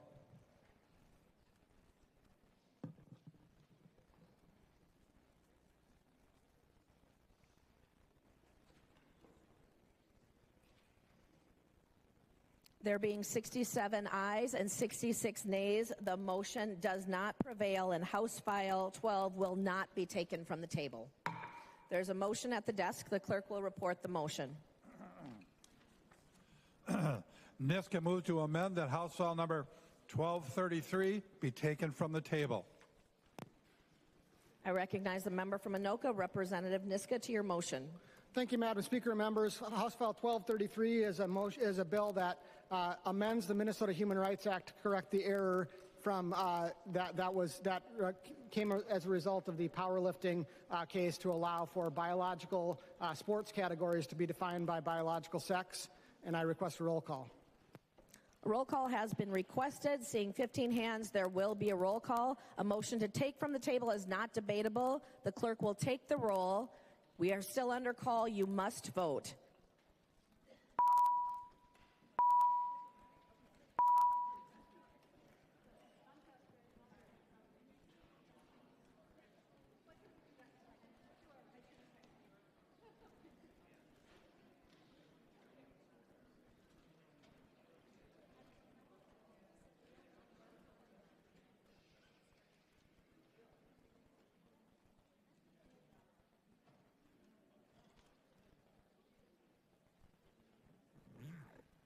The clerk will call the names of the members participating remotely. Katiza Watoon. Katiza Watoon votes no. Katiza Watoon votes no. Lee F. Lee F, no. Lee F votes no.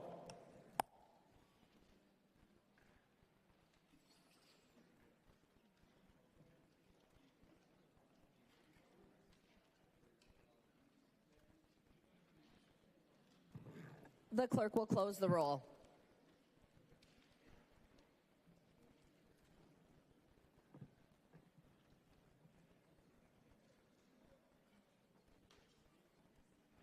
There being 67 ayes and 66 nays, the motion does not prevail. House File 1233 will not be taken from the table.